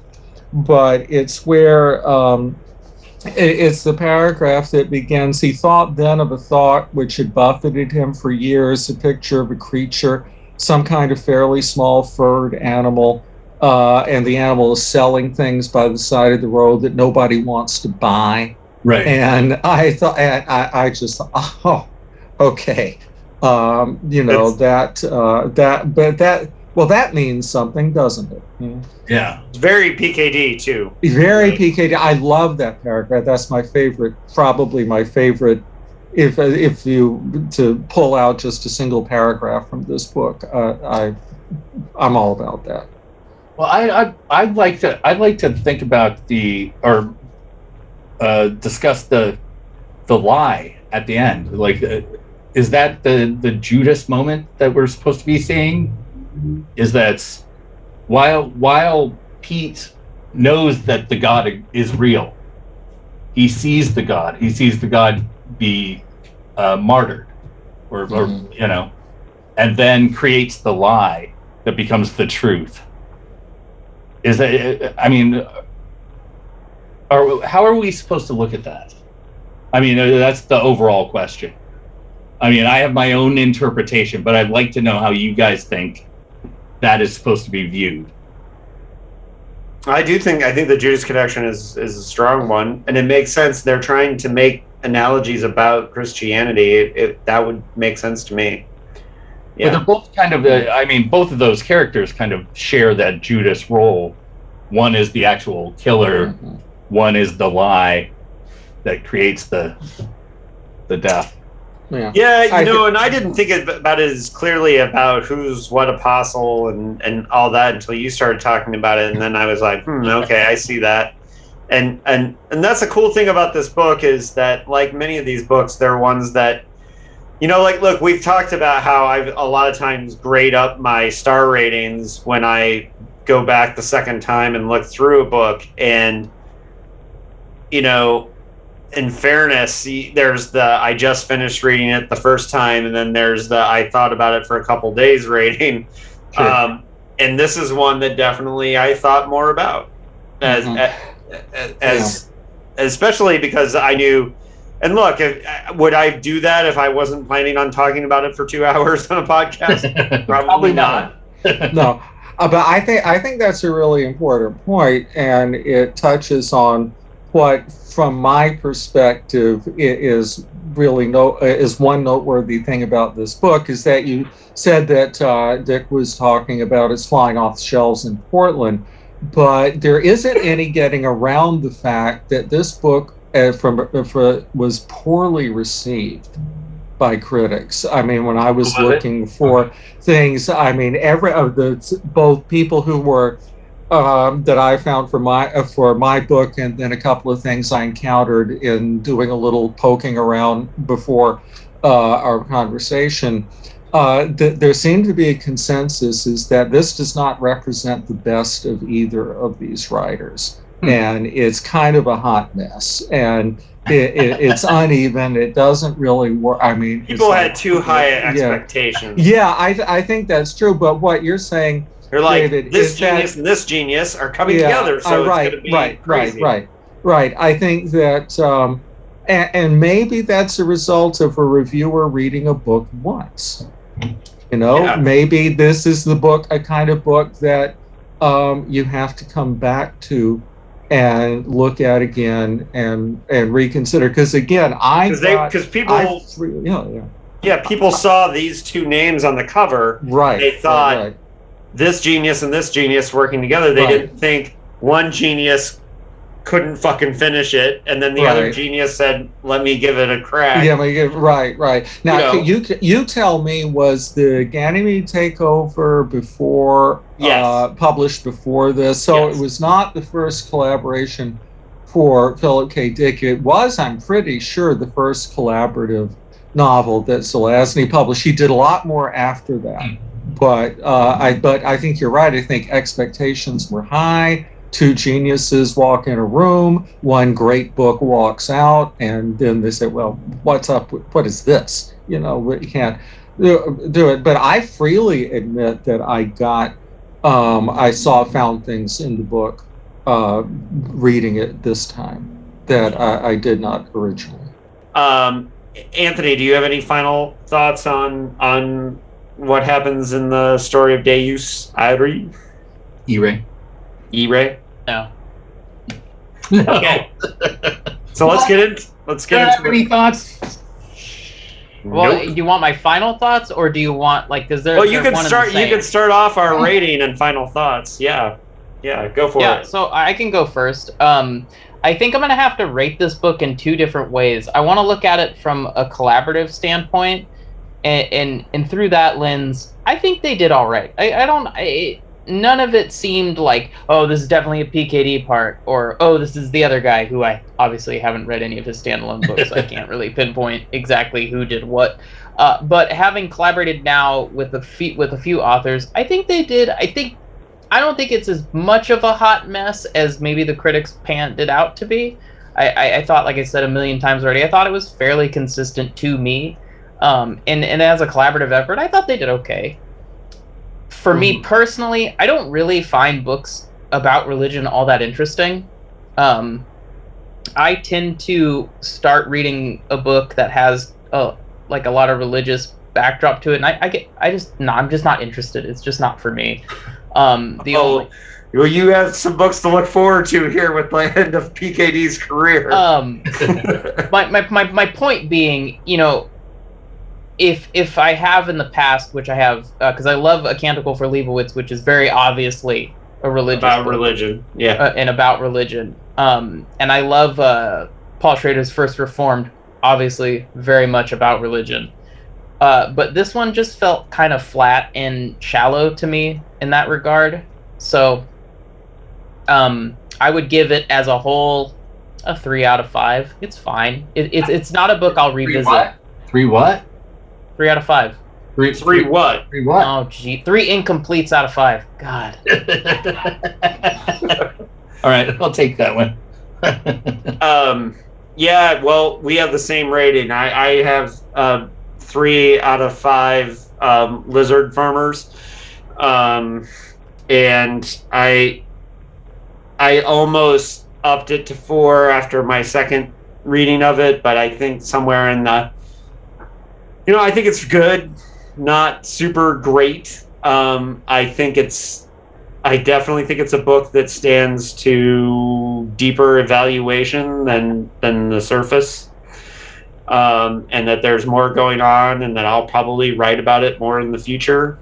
When it'll be one that I'll come back and write about, but and I do think that the collaboration process is kind of one of the most interesting things, is how these two titans of that era, came to work together, and just how different they were as human beings. that Phil was going through 2 divorces in the time that this was going on, and having teenage drug dens in his house, and Zelazny was working for the government, and had a day job. It's like they could not have been more different as far as the life that they were leading. And so, and boy, to be a fly on the wall in that abandoned room at Baycon, really seeing their conversation about doing this would be really fascinating. And I, wish they had iPhones at the time to record it. But they didn't. So unfortunately, we just have to imagine. So yeah, 3 out of 5 lizard farmers. Brett, do you want to go next?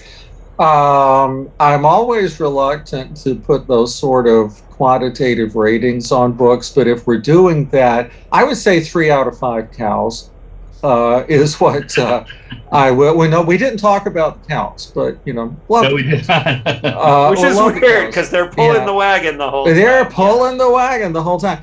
And to be honest, the first time I read it, the rating probably would have been lower. I think that it's a very interesting book. There is a lot of really good moments in it.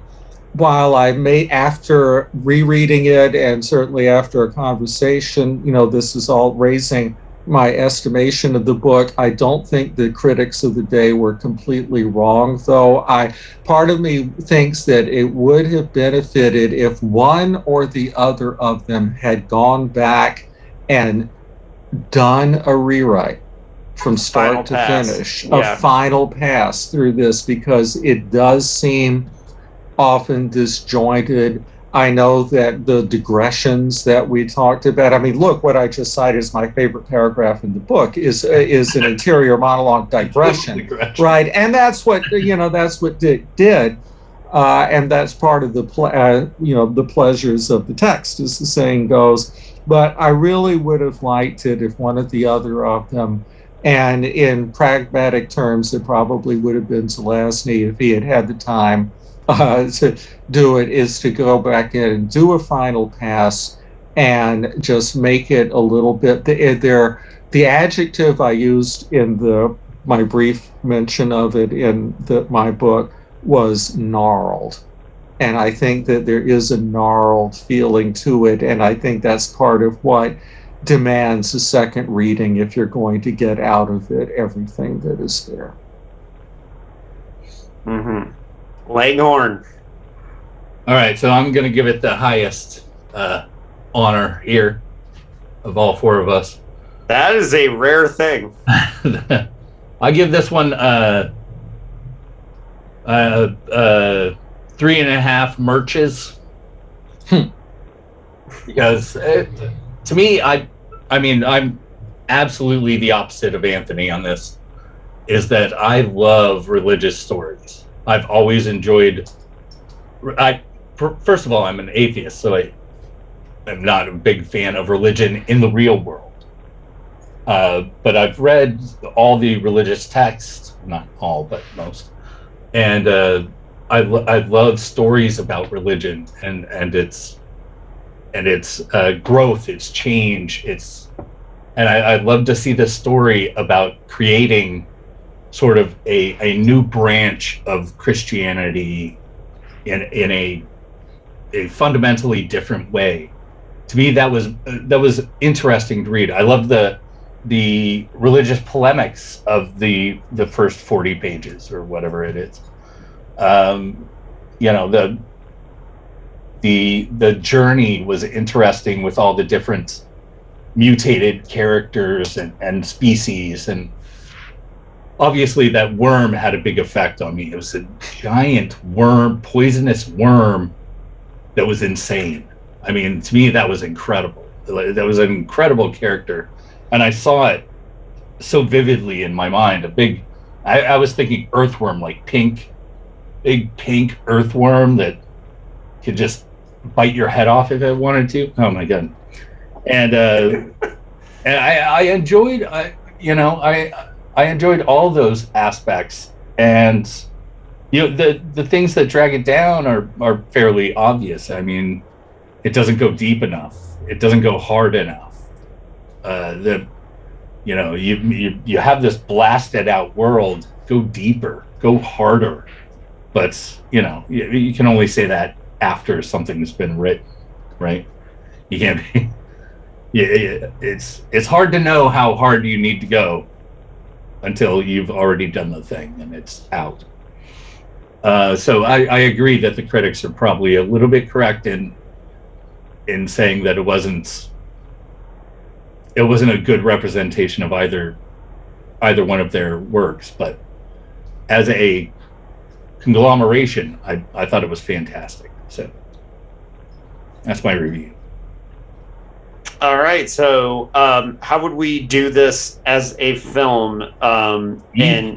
Right? Yeah, I think you could do a post-apocalyptic movie about like a death cult is very doable. And new religion. I'm not going to go too deep into but there's very few characters. Like, you don't have to do too much, right? Yeah. I think that if you were to do it as a film, I think that the entire Until Tybor Hits the Road would have to be almost a prologue, but if you did it as a limited series, then you could linger on the things that the authors linger on. Yep. Yeah, and the way I think you'd kind of I think you'd have to update the Great Sea a little bit. Like, you couldn't have it be exactly like you can't have it be exactly the same because it's kind of 1952 out of date, that kind of thing. So you're going to update a lot of those things. You might even I would maybe even do kind of like a climate, like temperature apocalypse versus that's true war. And then, but you wouldn't have to change any of the fundamental things about like the Servants of Wrath and like who created this world. Because you could do a thing where like, because there's, environmentalists were fond of saying that, the people who are destroying the planet have names and addresses. And somebody who was really deeply involved in like these industries might be an interesting way to go for updating this. But at the same time, you could have it be a bomb. And all kinds of apocalypse. One thing that just entered my mind is going back to what we were saying about the absence of women. I think if you were to adapt it as either a film or a series, you would have to do something about that. And here's my suggestion. I think that instead of having in the movie or series, instead of having Pete follow Tybor, it should be Lorene. Get her out on the road. After him. Yeah, that's good. No, I like that. But as far as I don't know, somebody who would do post-apocalypses pretty well. Somebody who could do kind of like deserty, sandy things quite well. Maybe I liked what the Hughes brothers did with Book of Eli. So maybe I don't know. I'll pick them. So I thought it was the whole time I was reading this, I was thinking of I can't remember the name of the film, but it's the really bad Andy Kaufman robot movie from like the early 80s. I know what you're talking about, and I can't remember the name. But that's sort of how I saw this as it unfolded, was sort of that kind of level of movie. Sort of campy, but not intentionally campy. But that's just what I saw in my head. That's not what I would like to see in real life. But definitely, I would like to see Brian Blessed as Jack Scold. Like, he would be the best. Just that boisterous, out there voice, or anyone that could do that sort of big, loud thing. Maybe Nick Offerman or something. Nick Offerman. Okay, all right. That's sort of uber manly, but not but over the top style. So it's not offensive. And other than that, I don't care about that. Anthony, any thoughts on doing this as a film? Or I like Brett's suggestion about it being a limited, maybe a limited series or a TV show, because I think you would need to take the time to develop a lot of what they're trying to do. I mean, it might seem like the obvious choice, given the most recent movie that he did, but I would like to see Denis Villeneuve do this, because he can do those kind of more desolate, dead landscapes, while at the same time, when he needs to kind of show off the techie, more futuristic side of things, it really stands out. All right, so I think we're done with that. So the last thing we've got is Dicklike Suggestions. Shaka Khan. Anthony, do you have any Dicklike Suggestions this month? Nope. Go ahead, Brett. Yeah, I actually I'm teaching a film class this semester, and I recently, for the first time in a long time, rewatched David Lynch's Mulholland Drive. Classic. And if you're looking for something that has, again, sets it up and then pulls the rug out and leaves you going, what's happened? What's real? What's not? Then there you go. The thing with Mulholland Drive is the second time you watch it, you feel like an idiot because you didn't get it the first time. And that's Well, Except I got it the first time. It's all there, but I didn't. I think it's so weird you don't get it the first time. Oh, it is all there. It is all there. But I also recommend. Some of us don't get it the first time. Well, since we're talking about David Lynch, I also recommend his daily weather reports from LA are great. They are. Yeah, I've heard about that. Oh, where do I find that? He does it every day on YouTube. Oh, okay. So type in David Lynch weather report and yep, and then now you will watch them every day. All right. All along the way. Yeah, so my Dicklike suggestion this month is, and this is an upcoming podcast on postcards, is the novel Machine Hood by S.B. Divya, who is a Nebula Award nominated science fiction author. She's from here in Southern California, and she's an expert in, she has a degree in neuroscience and artificial intelligence. So she's an expert, and she wrote a novel that takes place in the waning days of the 21st century, and it's about a movement called Machine Hood, who writes a 35-page manifesto for the rights of machines and starts a revolution. And the main character is a woman who is trying to expose that group and becomes more and more machine as the novel goes on. It has all kinds of PKD themes and issues, but it's a very, very modern science fiction novel, and I like it quite a bit. So, Machine Hood by S.B. Divya. Why are you smiling like that, Larry? What did I do? I just looked at the chat. Oh, you just If you didn't do anything. But yes, so Machine Hood by S.B. Divya is one of the best science fiction novels I read this year that's new. And so it's very good stuff. And yeah, Larry, what video game are you going to recommend to us today? Well, I only have 3 or 4. Oh, geez. A couple of mentions. There's a series out there called Killian and Maruda on TikTok. The music is kind of bad sometimes, but it's about a person that's trapped in a world where no one else lives. They might be trapped inside a computer simulation. We don't know, and we haven't found out yet. So this is an ongoing ARG. And I don't know if it's an unfiction story unfolding. I don't know if there's any actual ARG elements. But there is ARG elements in PB Here, which is also a TikTok ARG on fiction's tale, and that one is done. So you can watch that entire thing. You can watch both on YouTube. You don't have to have TikTok, because I certainly do not. The other one that needs mentioning is the Great Sea game, which is more of a sort of a visual novel of the short story.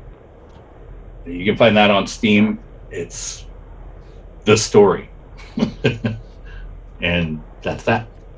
But the big one for me is the game that just came out about a month, maybe a month and a half ago, is Inscription by Daniel Mullins. And if you don't know who Daniel Mullins is, he's the guy that did the Hex and Pony Island, which are both really, really good, intense, fourth wall breaking games where the game sometimes reaches into your computer and grabs files from you, can tell you things about your own life. They're meta games, and Inscription is just the same thing. It has great card game mechanics, And beyond that, it has all kinds of super secret ARG things, codes that you can figure out if you like to, a deep lore that goes back to a short game he made for Newgrounds. It's worth checking out. So do it. Check it out. Check out Daniel Mullins, all his stuff. All right, so unless I'm wrong, but I believe the next book is that we're going to be covering is going to be a big one. It's going to be Scanner Darkly. Yep. So, not that I think that many of our listeners need a preview of what Scanner Darkly is, but that's your job, Anthony, is to preview one of the big ones. Guardian Bob Arctor is a junkie and a drug dealer, both using and selling the mind-altering substance D. Fred is a law enforcement agent tasked with bringing Bob down. It sounds like a standard case. The only problem is that Bob and Fred are the same person. Substance D doesn't just alter the mind, it splits it in two, and neither side knows what the other is doing or that it even exists. Now both sides are growing increasingly paranoid as Bob tries to evade Fred while Fred tries to evade his suspicious bosses. In this dystopian future, friends can become enemies, good trips can turn terrifying, and cops and criminals are two sides of the same coin. Caustically funny and somberly contemplative, Dick fashions a novel that is as unnerving as it is enthralling. I'm actually really excited because I like the film adaptation, but I've never read the book. So this is exciting. In this reality, cops can be criminals? Wow, that's so different from real life. Right. What are you talking about, Larry? Well, yeah, you're in for a treat. I've read Scanner Darkly before, and yeah, as a fan of the movie as well. But yeah, I'm really looking forward to rereading it. I will be shocked if my rating is low. Yeah. You know, I had said before we started that there were many fellow K. Dick novels I have not read. I have read A Scanner Darkly, and yes, it's something. Yeah, I thought I had read it, but I don't think I have. Yeah, I mean, it's been years, but I do remember being very impressed with the book. Yeah, I'm excited. No, and admittedly, I read it at the time when they announced the movie. I was like, well, I want to read this before I see the movie, and so I read it as recently as that. So I do love the movie. Yeah. So, yeah, and I know we're gonna actually have to watch that Confessions of a Crap Artist movie. So, yeah, we'll get to it. I haven't been watching movies lately. I've been so behind on reading that I've been catching up. So, same boat, David. Yep. All right. So on that note, thank you for listening, everybody. If you made it this far, you're a trooper. And oh wow, that's quite a goodbye. But as we always say here, keep it paranoid. Stay paranoid. Paranoid. All right. Y'all.